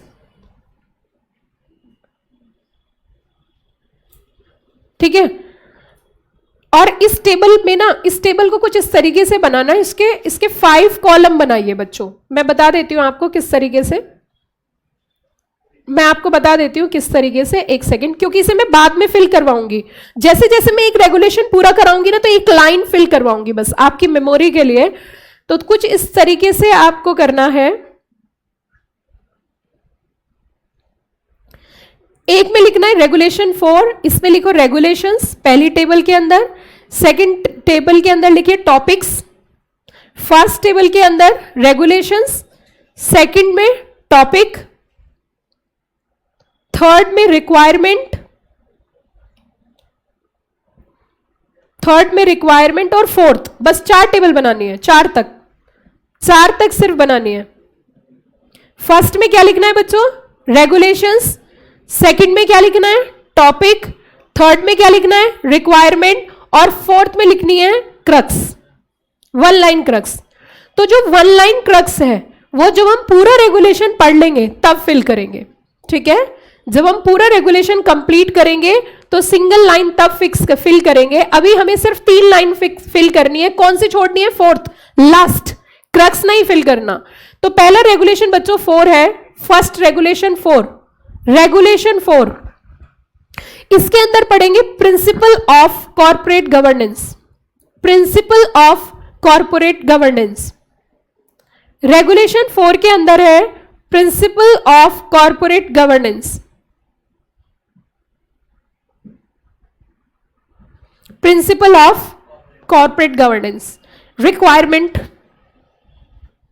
3 word use करेंगे यहां पे। पहला transparency, transparency. Number 2 fairness, number 3 accountability. क्या हो गया भाई, बहुत हंस रहे हैं क्लास में बच्चे, क्या हुआ?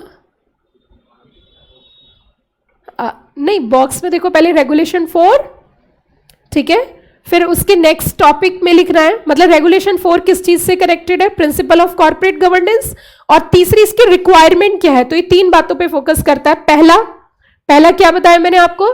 ट्रांसपेरेंसी, दूसरा फेयरनेस, और तीसरा अकाउंटेबिलिटी। और क्रक्स बाद में फिल करेंगे, छोड़ दो अभी। ठीक है बच्चों, ओके।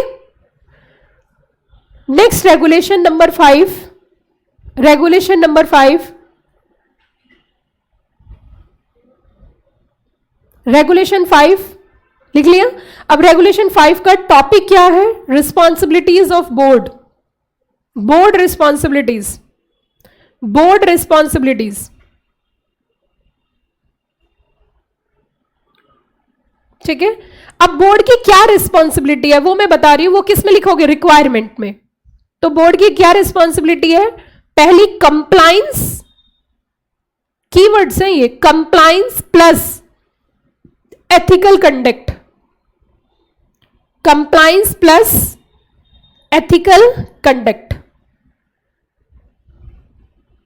और 1 लाइन छोड़ देनी है, वो हम लास्ट में फिल करेंगे। ठीक है, कितने रेगुलेशन हो गए? 2। Next regulation number 6, compliance officer.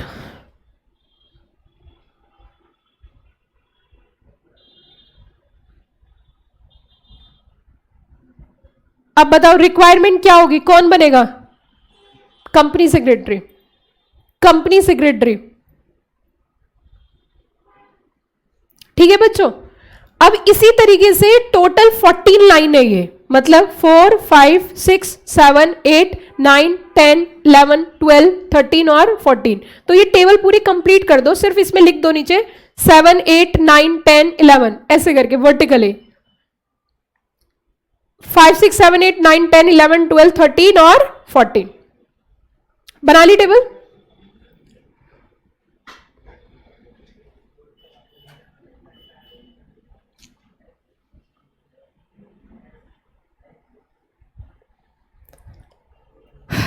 अब यहां पे धीरे धीरे देखिए ये डेफिनेशंस 14 तक हम चलेंगे, 14 तक इस चार्ट को धीरे धीरे स्टेप बाय स्टेप फिल करेंगे।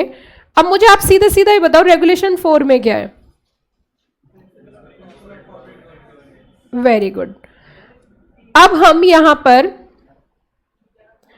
ये जितनी डेफिनेशंस हैं जो हमारी दे रखी है वो तो हम की डेफिनेशंस तो रेगुलेशन 2 के अंदर है, तो धीरे धीरे जब रेगुलेशन को आगे बढ़ाएंगे तो उसमें कवर अप करेंगे। बट अभी हम सीधा अपने पहुंच जाते हैं रेगुलेशन नंबर 4 पर।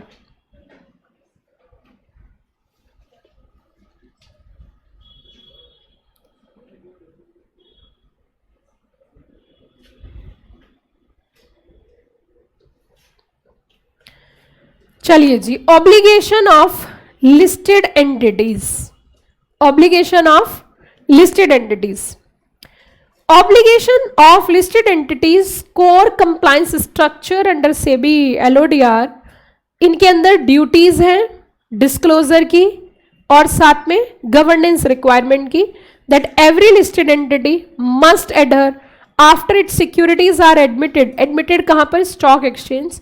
The classification ensure difference compliance according to बताना जरा, type of securities listed, and दूसरा इन्होंने बताया नेचर ऑफ द एंटिटी। हम कह सकते हैं कि कंप्लायंस उतना ज्यादा स्ट्रिक्ट है, कंप्लायंस उसी तरीके से स्ट्रिक्ट है जिस तरीके से कंपनी में पैसा है। जितना ज्यादा पब्लिक का पैसा होगा उतने कंप्लायंसेस ज्यादा होंगे, जितना कम पैसा होगा उतने कंप्लायंसेस कम होंगे। क्या ये बात समझ में आ रही है? तो देखो इन्होंने सबसे पहले कहा कि कॉमन ऑब्लिगेशंस। अब कॉमन ऑब्लिगेशंस सभी कंपनीज की हैं, all listed entities. Common obligation आएंगे 4 से लेके 9 तक। कॉमन ऑब्लिगेशन कहां तक आएंगी? 4 से लेके 9 तक जो कवर करेंगे हम वो सारी कॉमन ऑब्लिगेशंस होगी। मैं वो फिल करवाऊंगी धीरे धीरे स्टेप बाय स्टेप। तो नेचर ऑफ ऑब्लिगेशन इन्होंने क्या कहा? एप्लीकेबल है, यूनिवर्सली है, इंक्लूड डिस्क्लोजर्स है, कॉर्पोरेट गवर्नेंस है, मेंटेनेंस ऑफ ग्रेवियंसेस है, कंप्लेंट्स को जो एड्रेस करते हैं। एक्चुअली मैं अगर एलओडीआर का बेस बताऊं ना कि एलओडीआर कहां से उठाया गया है, तो सबसे पहली बार अमेरिका में एसईसी जो कमीशन है, जैसे हमारे यहाँ पे सेबी है, वहां पे एसईसी है, और जो इंटरनेशनल बॉडी है वो बेसिकली ऑल ओवर वर्ल्ड जो है, पूरे जो विश्व के सिक्योरिटीज है, पूरे विश्व के जो इन्वेस्टर्स हैं उनको प्रोटेक्शन करती है, तो उसे बोलते हैं इसको IOSCO। तो पहले टाइम में क्योंकि आपके अमेरिका में कई सारे स्कैम हुए थे, तो उनसे सीख लेते हुए अमेरिका के अंदर पहली बार यूएस से ये रेगुलेशन लेके आया था।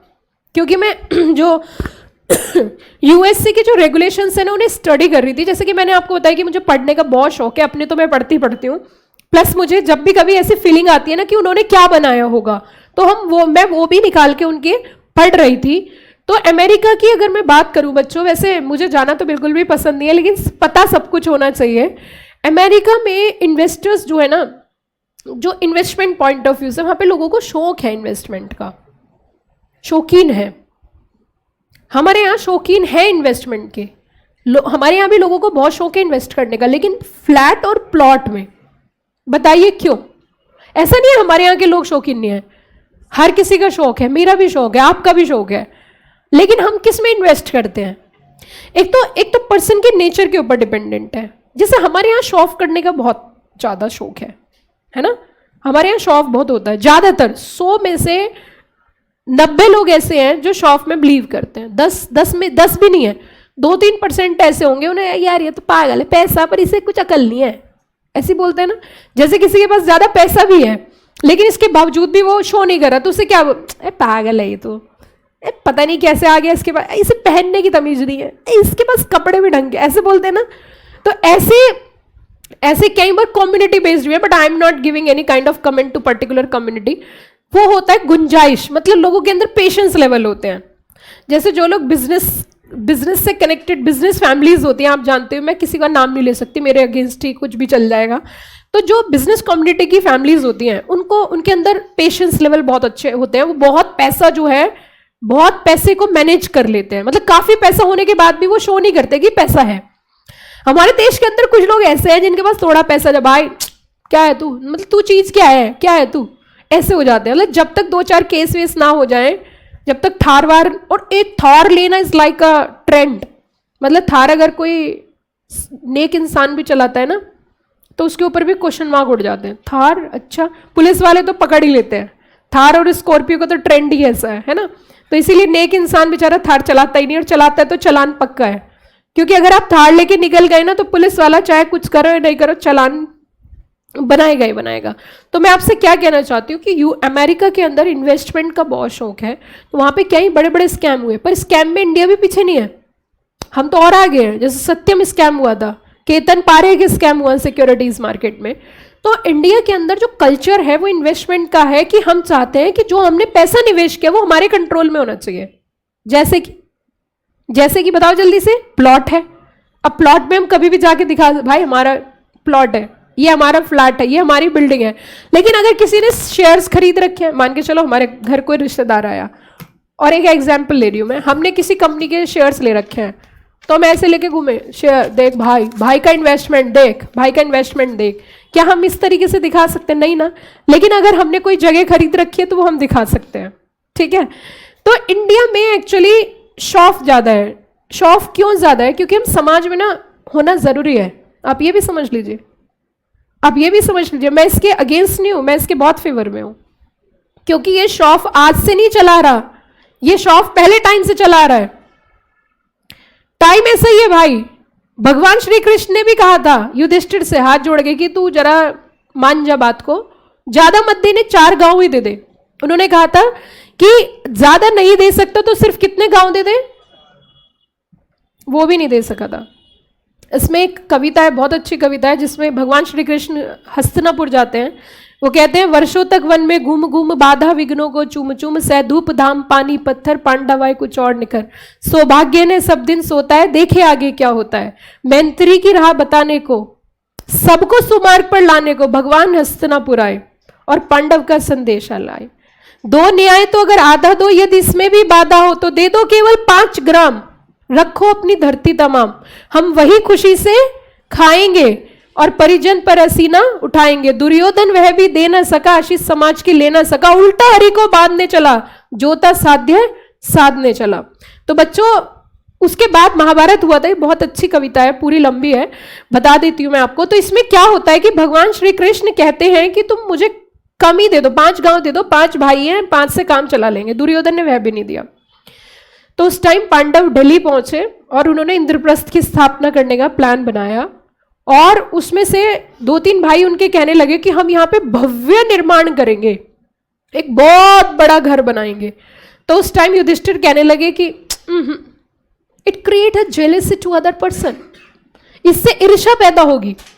तो उस टाइम भगवान श्री कृष्ण ने एक बात बोली थी जो कि हमें अपनी जिंदगी में फॉलो करनी चाहिए।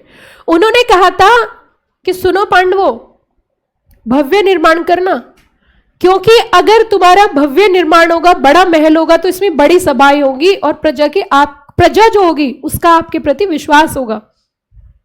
लोगों का विश्वास तभी आपके प्रति पॉजिटिविटी आती है जब आप कुछ दिखते हो। अगर आप कुछ दिखते ही नहीं ना तो लोगों की निगेटिविटी होती है। देता कोई किसी को कुछ नहीं है, लेकिन मेन चीज है कि आपके पास चीजें होनी चाहिए। ये आप समझ लेना, अगर कभी बेचारा बन के जिंदगी में जियोगे ना तो 2 लोग चलते हुए लात मार के चलेंगे। ऐसी जिंदगी है, ऐसा जीवन है, इसलिए होना बहुत जरूरी है। बट हाँ, financial management play a very important role in life.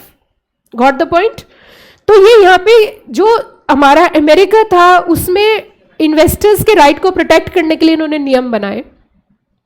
और वहां पे तो बहुत पुराने नियम है, लेकिन हम 2015 में, क्योंकि देखिए हम चीजों से निकल रहे हैं। India is a developing country but America is a developed country, and हम उनकी जो चीजें हैं उनको फॉलो कर रहे हैं, और हम हर चीज फॉलो कर रहे हैं। आप जानते ही हो जैसे कि हम हर चीज फॉलो कर रहे हैं, उसमें से कुछ अच्छे काम भी हो रहे हैं और कुछ बुरे काम भी हो रहे हैं। तो इट मीन्स मुद्दे की बात यह है कि अगर मैं आपको क्रक्स में बताऊं तो एलओटीआर रेगुलेशन के जो पेरेंट्स है ना वो अमेरिका है। ये हमने नहीं बनाया, ये हमने अमेरिका की पद्धति पे चल के रेगुलेशंस लेके आए हैं। Got the point everybody. अब यहां पे इन्होंने कहा कि कॉमन ऑब्लिगेशंस के आगे लिख सकते हो अपनी बुक में, ये है रेगुलेशन नंबर 4 से लेके रेगुलेशन नंबर 9 तक। रेगुलेशन 4 से स्टार्ट होते हैं और कहां तक जाते हैं बच्चों? रेगुलेशन नंबर 9 तक। दूसरा इन्होंने कहा चलो ठीक है, कॉमन ऑब्लिगेशन तो सबको फॉलो करने हैं। आगे कहते हैं entities with specified securities, non convertible security, company that have listed both equity और साथ में क्या रखे हुए हैं? Debt, must comply obligation both securities class. Entities with non convertible तो timely interest payment, trustship, credit rating, ये सब फॉलो करना है। फिर आगे कहता है एंटिटीज विद स्पेसिफाइड सिक्योरिटी, दोनों चीजें हैं तो हाइब्रिड है। और अगर आईडीआर है, अब मान के चलो फॉरेन कंपनीज पे आप ज्यादा रेगुलेशंस लगा दोगे तो वो तो कंफ्यूज हो जाएगी, तो उनके लिए अलग से रेगुलेशन, स्पेशल डिस्क्लोजर्स दिए हैं इन्होंने। Entity debt instrument that is asset back security must maintain asset pool reporting. इसी तरीके से इन्होंने जो रेगुलेशन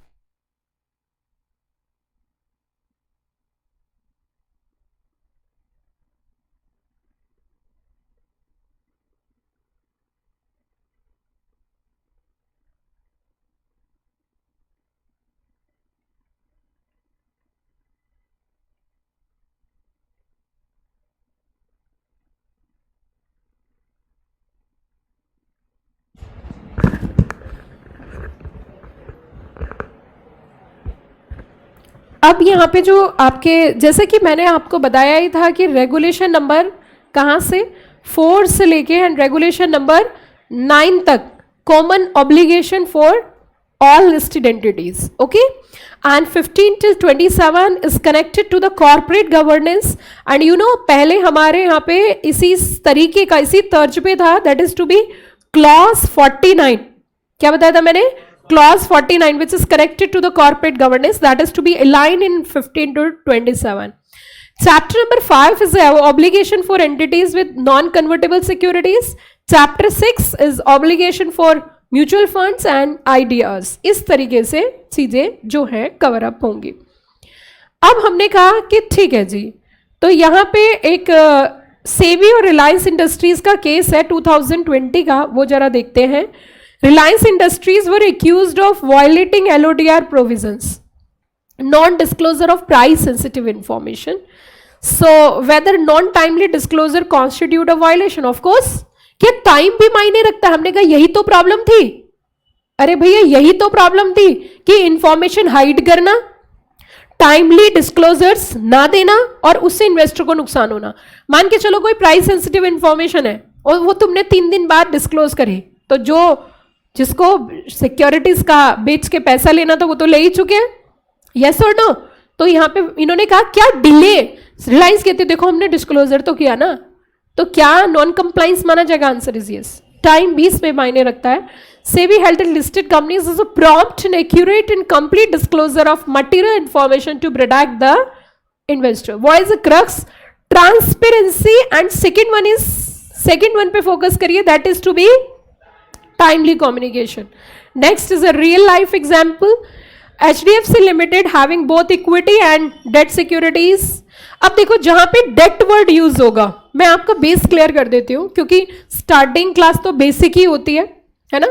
अब आप कहोगे मैम 2 घंटे क्लास बेसिक ही होगी, हाँ ठीक है। अब सुनना ध्यान से कि अगर हम बात करते हैं डेट की, तो डेट के केस में डेट वालों को सीधा सीधा होता है कि भैया हमें हमारा टाइमली इंटरेस्ट और इंटरेस्ट के साथ साथ हमारा टाइम से रिडम्पशन होना चाहिए, एंड वो कंपनी तभी कर सकती है जब कंपनी फाइनेंशियली साउंड हो। तो कंपनी की फाइनेंशियल वायबिलिटी चेक की जाती है, just to assess, just to find out either is company is in a position to repay the loan on time और not. So in that situation credit rating agencies आती हैं। Credit rating agencies like ICRA, CARE, CRISIL, Fitch, Moody investor, these are the credit rating agencies जो India में हमारी सेबी जो है उनको regulate करती है। तो आप मुझे बताओ, जब जब कंपनी के पास क्या होंगी, come on reply, debt securities होंगी, so it's additional requirement on the part of company कि आपको क्रेडिट रेटिंग डिस्क्लोजर्स भी कराने पड़ेंगे। ठीक है बच्चों, अब ये बताओ, अगर कंपनी के पास डेट है ही नहीं तो फिर भी क्रेडिट रेटिंग करा? Answer is no. लेकिन हाँ, एक कॉन्सेप्ट आएगा आगे चल के, that is to be IPO grading. क्या वर्ड यूज किया मैंने? आईपीओ ग्रेडिंग, वो जरूर आपको फॉलो करना है। IPO grading is important. फिर उसी के साथ साथ आगे चलते हैं इसमें। This is a summary chart, this is a summary chart that is to be common obligation in regulation number 4 till बोलो जल्दी से, 4 till 9 तक है। Okay, and this is applicable to all the listed entities irrespective of the fact क्या criteria है। फिर equity plus debt has a dual compliance like a credit rating. Non convertible securities again credit rating and interest payment reporting. Specified securities hybrid entities, hybrid cover करते हैं तो उसमें unified compliance. IDR is basically dedicated to the foreign companies. Financial disclosures मांगते हैं, बोलते हैं एक company क्या इंडियस पैसे इकट्ठे करने, हाँ करने हैं, पहले अपना बैकग्राउंड बता कि क्या तूने अपने कंट्री में कितने सालों तक डिविडेंड डिस्ट्रीब्यूट किया, बताना जरा। कि सर 3 सालों तक किया। नॉन कंप्लायंस तो नहीं है? नहीं है, तो चल कोई बात नहीं, आ जा, चल जा जी ले अपनी जिंदगी। Assets reconstruction and that is to be mutual fund units. Now अब धीरे धीरे आगे चलते हैं और स्टेप बाय स्टेप हम आगे बढ़ेंगे। इन्होंने कहा इसके अंदर रेगुलेशन 4 till 9 हम देखेंगे, मीनिंग एंड ऑब्जेक्टिव, और मैंने आपको पहले भी बताया था ये।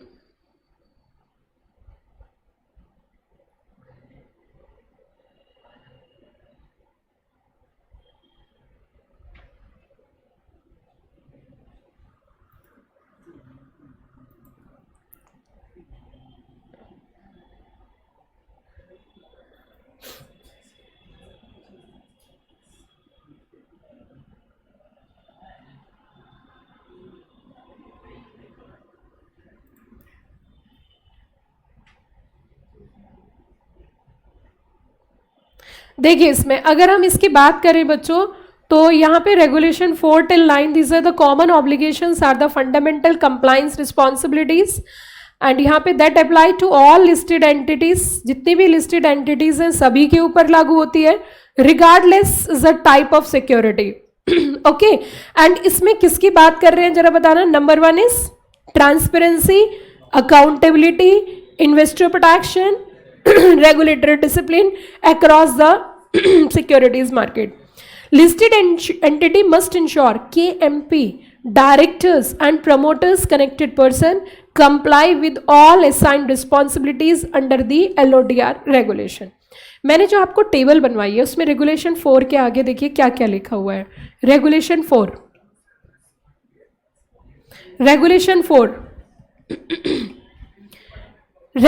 4 में इन्होंने ये सारे पॉइंट्स कवर किए हैं, तो इसको 1 लाइन में क्या लिखोगे, क्रक्स में क्या लिखोगे, तो क्रक्स में मेंशन करिए बच्चों,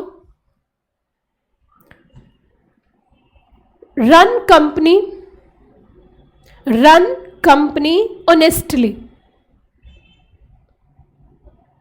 रन कंपनी ऑनेस्टली। आपको जो रेगुलेशन नंबर 5 मैंने लिखवाया था उसमें भी एक लाइन लिखनी थी जिसमें रिक्वायरमेंट थी बोर्ड की जिम्मेदारी है कंप्लायंस की और साथ में एथिकल कंडक्ट, तो उसका क्रक्स लिखिए। इसका क्रक्स क्या है? Board is ultimately responsible.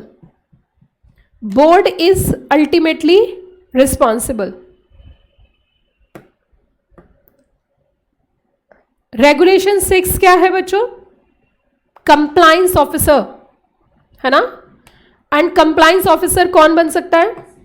Company secretary mandatory है, तो पहले इसे पढ़ते हैं फिर इसे 1 लाइन में फिल करेंगे। सेबी ने कहा देखो कंपनी की क्या कि तुम्हें ट्रांसपेरेंसी फॉलो करनी पड़ेगी, और ट्रांसपेरेंसी किससे आएगी? डिस्क्लोजर। इसके लिए एक अधिकारी हर एक अब सुनिए, यहां पे इन्होंने वर्ड यूज किया every listed entity. This is, अच्छा ये बताओ क्या ये कॉमन ऑब्लिगेशन है? 4 to 9 क्या है? Common obligation. चाहे आपके पास डेट है, इक्विटी है, वट एवर भी, आपको सभी को कंप्लाइंस करना है। तो ये आपकी नौकरी है, ये आपकी होप है, ये आपकी जॉब है, ये आपका फ्यूचर है। और इन्होंने कहा every listed entity appoint qualified company secretary as a compliance officer. लेकिन मैं आपसे पूछना चाहती हूं क्यों सीएस ही, क्यों, क्या कारण है? क्या सीएस बहुत ईमानदार होते हैं? यस, कभी अपनी बुराई नहीं करनी चाहिए। सीएस से ज्यादा ईमानदार दुनिया में कोई नहीं है। वेरी लॉयल, डिसेंट, बहुत अच्छे, इससे अच्छा कोर्स दुनिया में कोई नहीं है। बाकी सब अच्छे हैं, हम दूसरों की बुराई नहीं कर रहे, हम कह रहे सीए बहुत अच्छा है, सीडब्ल्यूए बहुत अच्छा है, और आपका बीकॉम बहुत ही बेहतर है, उससे भी ज़्यादा अच्छा 12th है, उससे गजब 10वीं, हर कोर्स बहुत अच्छा है। पर सीएस तो अपने आप में सीएस है ना? तो बीटेक की कहानी ज़्यादा खराब है। बीटेक तो वो है चले तो चांद तक। अगर बीटेक या तो 21 साल का लड़का ही 10 लाख का पैकेज उठाता है, मैंने तो ऐसा ही देखा है, या फिर वो कॉल सेंटर में जॉब करता है ना? ये वाली बात है।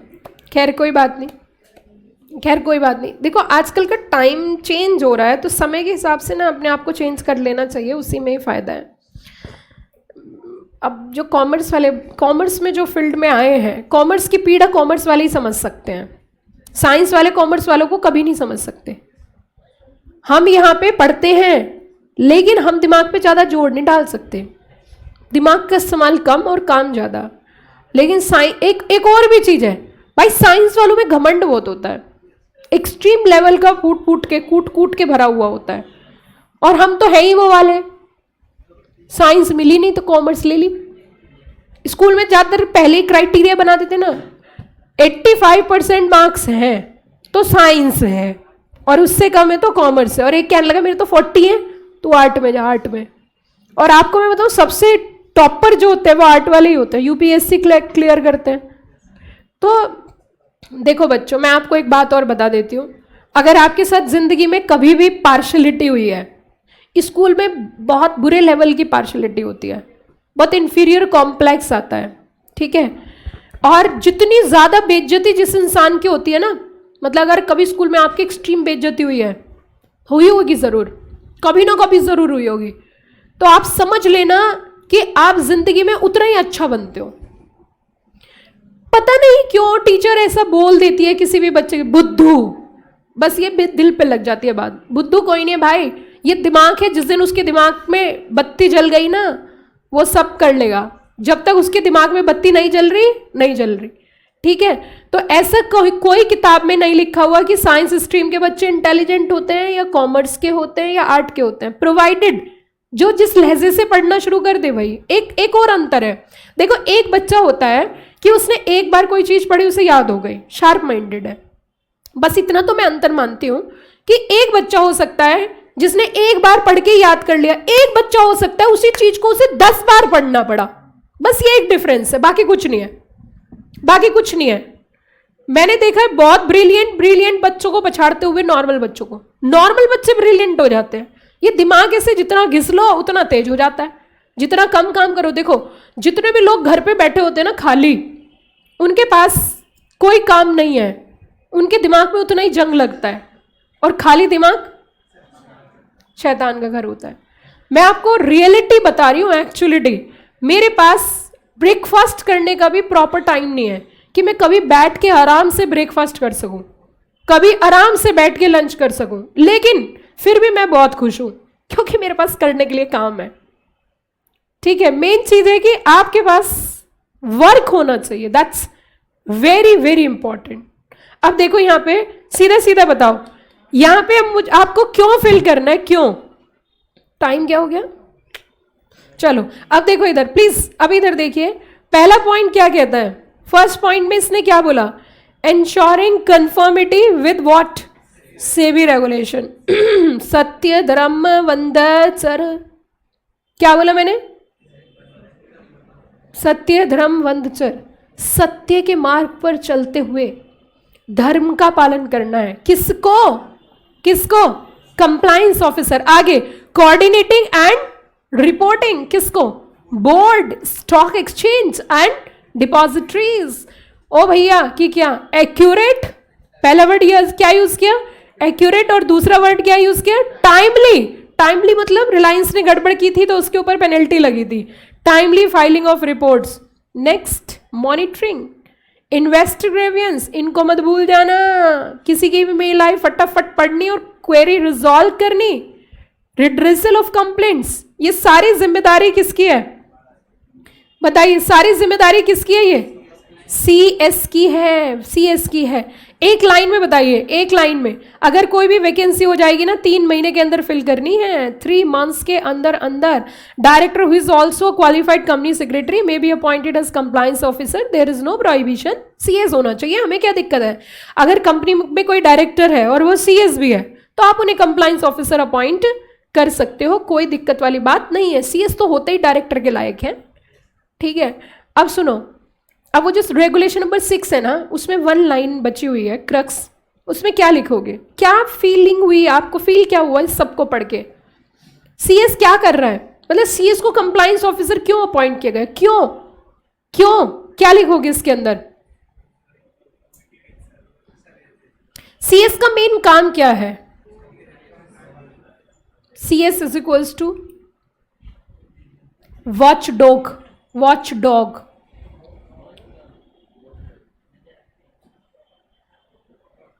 Watch dog. अरे जो सेबी को बोला जाता है, इधर CS को भेजा है सेबी ने कि भैया तुम सबका ध्यान रखना, बड़ों का सम्मान रखना, ठीक है।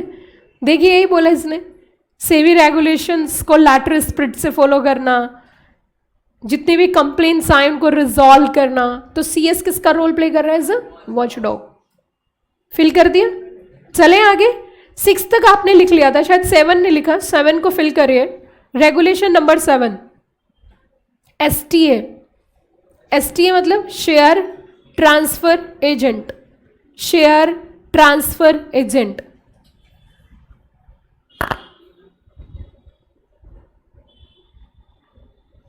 Share transfer agent. Requirement, RTA appoint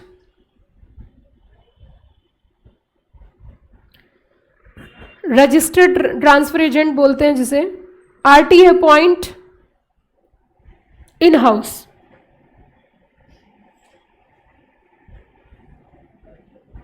in house manage करते हैं बेसिकली। तो पढ़ते हैं चलो बच्चों। अगला रेगुलेशन बताओ क्या है?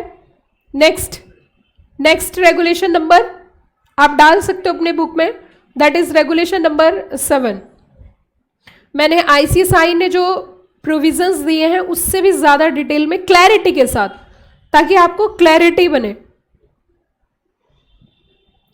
तो next is appointment of STA as per regulation number, बताइए जल्दी फटाफट बच्चों।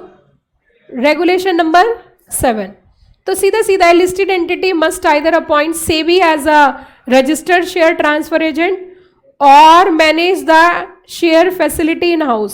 This ensures timely registration of transfers, proper maintenance of what? Shareholders record.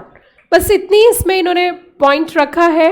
मैं आपसे पूछना चाहती हूँ बच्चों, इसको क्रक्स में क्या बोलेंगे? शेयर ट्रांसफर एजेंट क्यों अपॉइंट किया जाता है? क्या लॉजिक है? जो फिल कर रहे हैं ना हम टेबल, क्यों अपॉइंट किया जाता है? क्या रीजन है? ताकि शेयर ट्रांसफर स्मूथली हो सके। पर्टिकुलर एक स्पेसिफिक पर्सन अपॉइंट करे तो उसमें लिखिए share transfer smoothly. Share transfer smoothly, share transfer smoothly.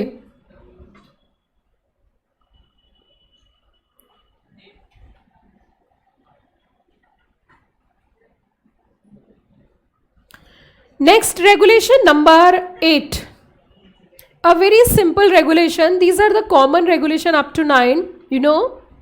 Cooperation with intermediaries, cooperation with intermediaries। तो टेबल फिल कर लीजिए। Regulation number 8 sorry, I am very sorry, 8। Cooperation with intermediaries,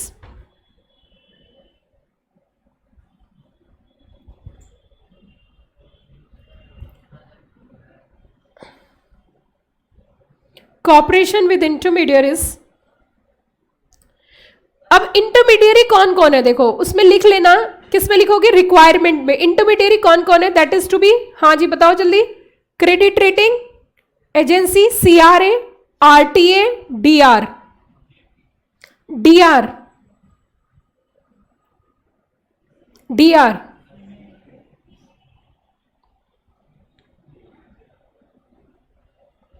DR मतलब debenture trustee. अब मेरी बात सुनो, मान के चलो क्रेडिट रेटिंग एजेंसी को आपने गलत इंफॉर्मेशन दे दी, ठीक है, और उसने उसी इंफॉर्मेशन के बेसिस पर आपकी रेटिंग बना दी। वही रेटिंग आम जनता को दिखी, आम जनता ने उसी के बेसिस पर अपना पैसा कंपनी को दे दिया, तो जो इन्वेस्टर है, जो निवेशक है, उसका नुकसान हो जाएगा, ठीक है। तो कंपनी के ऊपर ये जिम्मेदारी सौंप दी कि कंपनी की, हाँ, कि तमीज में रहना, क्या बोला मैंने, तमीज में रहना, एक्यूरेट और कंप्लीट जानकारी देनी है तुझे। कंपनी कहने लगी अगर नहीं दूं तो तुम क्या कर लोगे, सुनिए ध्यान से, इन्होंने क्या वर्ड यूज किया, कॉपरेट करना है किसके साथ, intermediaries, like number 1 credit rating agency, number 2 RTA, number 3 debenture trustee. Section number 71 आपने पढ़ा होगा कंपनीज एक्ट में, डिबेंचर ट्रस्टी अपॉइंट क्यों किया जाता है, to protect the interest of debenture holders. अगर कोई भी फाइनेंशियल डिस्टर्बेंस कंपनी में होता है, so it's a requirement on the part of debenture trustee just to inform and coordinate with debenture holders. If company is not providing accurate and complete information to the debenture trustee, then in that situation in future उनके right effect हो सकते हैं। Company अगर financially overburden हो गई और timely decision नहीं आया, NCLT से उन्हें नहीं रुकवाया, तो उनका पैसा डूब जाएगा। तो आपके हिसाब से यहाँ पे इनको बोला जा रहा है दिस इज योर ऑब्लिगेशन। लेकिन अगर इन्होंने झूठी जानकारी दी या पूरी जानकारी नहीं दी, तो बताओ क्या करना चाहिए, मार दिया जाए या छोड़ दिया जाए, बोल कंपनी बोल, तेरा क्या किया जाए। क्रक्स में लिखना है आपको, बताइए क्या होना चाहिए इनका, रॉन्ग इंफॉर्मेशन लेवाई पेनल्टी। क्रक्स में लिखिए उसी लाइन में आगे, रॉन्ग इंफॉर्मेशन लेवाई पेनल्टी। अगर गलत जानकारी दोगे तो पेनल्टी लगेगी। टीचर बन जाओगे आप आज LODR के, सच्ची में हो गया बेटा। अब बताओ कितने रेगुलेशन पढ़ लिए। एक्चुअली एक होता है चैप्टर पढ़ना, एक होता है पता होना हम कहां पहुंच गए। 4 हो गया, 5 हो गया, 3 हो गया, 28 हो गया, 6 हो गया, 7 हो गया, 8, कम टू द नेक्स्ट 9। और ये अंतिम रेगुलेशन है बच्चों, सुनिए, ये अंतिम रेगुलेशन है।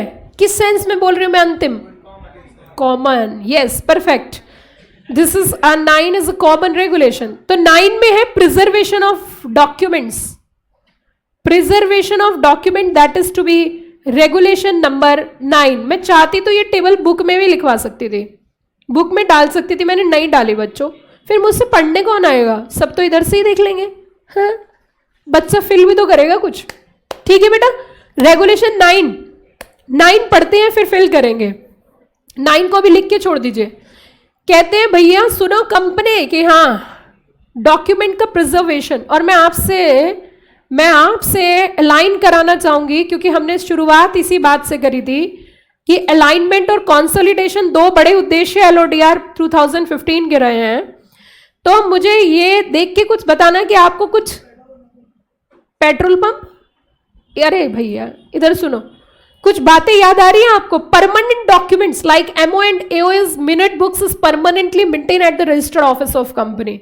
बट अगला पॉइंट देखिए, कहते हैं document to be preserve for at least how many years, 8 years after completion of relevant transaction electronic form is also allowed. क्या आपको कुछ बातें नजर आ रही हैं? क्या आपको कंपनीज एक्ट का अकाउंट वाला चैप्टर नजर आ रहा है, अकाउंट्स का चैप्टर नजर आ रहा है, याद आ रहा है कुछ? अकाउंट के कौन से वाले सेक्शन में बात लिखी थी? कि आपको 8 साल तक डॉक्यूमेंट्स मेंटेन करने हैं अपनी कंपनी की रजिस्टर्ड ऑफिस पर। सेक्शन नंबर, हाँ जी, सेक्शन नंबर 128 क्या है इसमें लिखा हुआ था? ये इमीडिएटली अलाइनमेंट हो गया ना। डॉक्यूमेंट्स इनके तहत भी 8 साल है और उसके तहत भी 8 साल है। That is to be align with companies. अब मत ढूंढो भाई, विश्वास करो मैंने तो पढ़ा है, 128 में ही है, ठीक है, 128। ओके, क्लियर हो गया सबको? अब आगे चलते हैं। So regulation 9 sorry, preservation of documents. तो एक तो है परमानेंट, रिक्वायरमेंट में लिखिए permanent plus 8 years, permanent plus साथ में क्या है 8 years. What is the one line summary? एक वर्ड बता दो बस, नहीं वन लाइन में।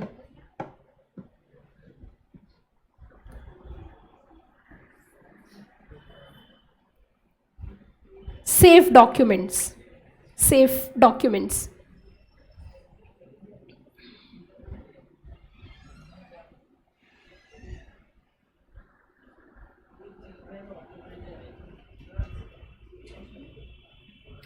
आगे चलते हैं बच्चों please. Next is regulation number 10। Series में ही चल रहे हैं हम, सीरीज में ही चल रहे हैं। That is regulation number 10, filing of information. मैं अगर आपको ये पूरे जितने रेगुलेशन बुक में लिखे हुए हैं ना, अगर मैं हाथ से लिख के आपको स्टार्ट करूं तो इसमें कम से कम 40 या 50 घंटे लगेंगे, 40 to 50 आवर्स। और वो नॉनसेंस एक्टिविटी होगी एकदम, ठीक है। कीवर्ड्स फिल करने हैं सिर्फ कॉपी में, बाकी पढ़ना बुक से ही है क्योंकि डिटेल नॉलेज बुक में ही है। सारी चीजें हम LOTR पूरा लिखने बैठ जाएं तो 5 दिन या 10 दिन लिखते रहें तो वो बेवकूफ़ी होगी, क्योंकि हमारी बुक इतनी सुंदर तरीके से ड्राफ्ट की गई, each and everything is covered here. Okay, so next is a filing information, that is regulation number 10। ये हमारा रेगुलेशन कौन सा है जरा बताना? Regulation number 10। Regulation 10 filing of information है, तो टॉपिक तो फाइलिंग ऑफ इंफॉर्मेशन हो गया। अब क्या कहते हैं ये? Listed entity must electronically file all reports, statements, disclosure किसके पास करेगी? Stock exchange. और उसके लिए उन्हें अपना एक इंफ्रा तैयार करना है, नीप्स जिसे बोलते हैं, NSC electronic application processing system, और BSC का लिस्टिंग सेंटर है। कंपनी को अपने यहाँ IT इंफ्रा मेंटेन करना है, किसके लिए? Electronic filing. किसके लिए बताया मैंने? Electronic filing. ओके बच्चों, तो फाइलिंग ऑफ इंफॉर्मेशन है, तो आप अपनी टेबल में फिल कर सकते हो। Filing of information is a topic. Requirement क्या है बच्चों? Electronic filing. रिक्वायरमेंट क्या है? Electronic filing. और इसका क्रक्स क्या है? Online reporting. ऑनलाइन रिपोर्टिंग से ऑथेंटिसिटी बढ़ती है, online reporting.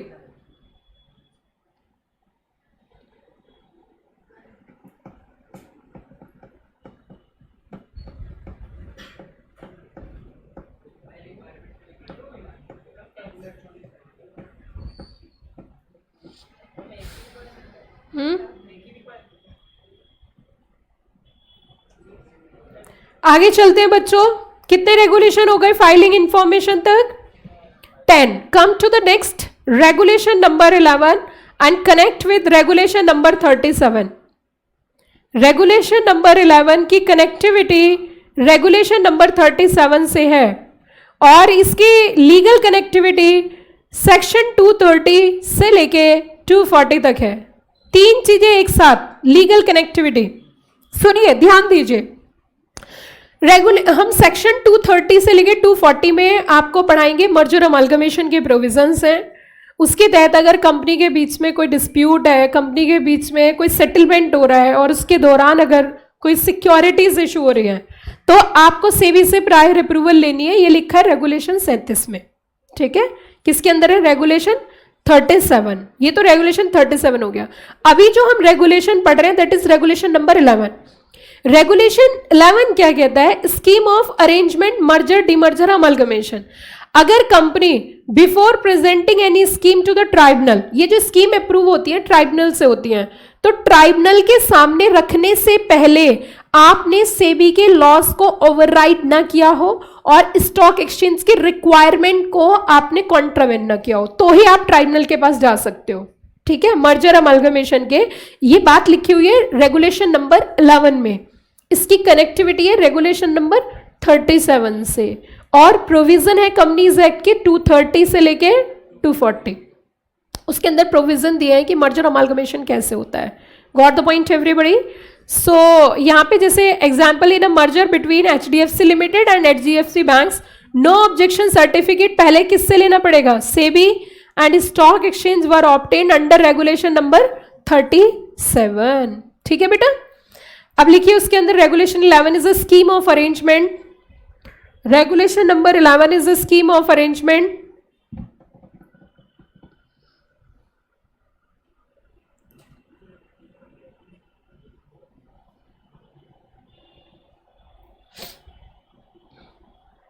No violation, requirement क्या है बच्चों? No violation of SEBI regulations, no violation of SEBI regulations.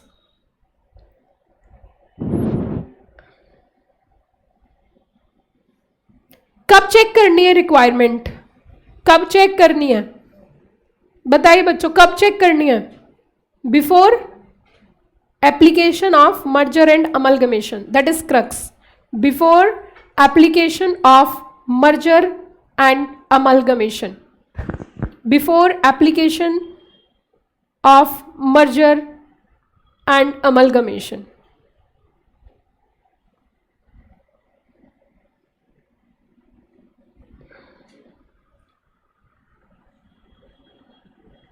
हो गया बेटा? इसके बाद हमारे नेक्स्ट रेगुलेशंस हैं 12, 13, 14, 12, 13, 14 एंड देयर आफ्टर 17, 18 नेक्स्ट, वो हम लोग नेक्स्ट क्लास में कवर अप करेंगे, नेक्स्ट सेशन में कवर अप करेंगे। ओके।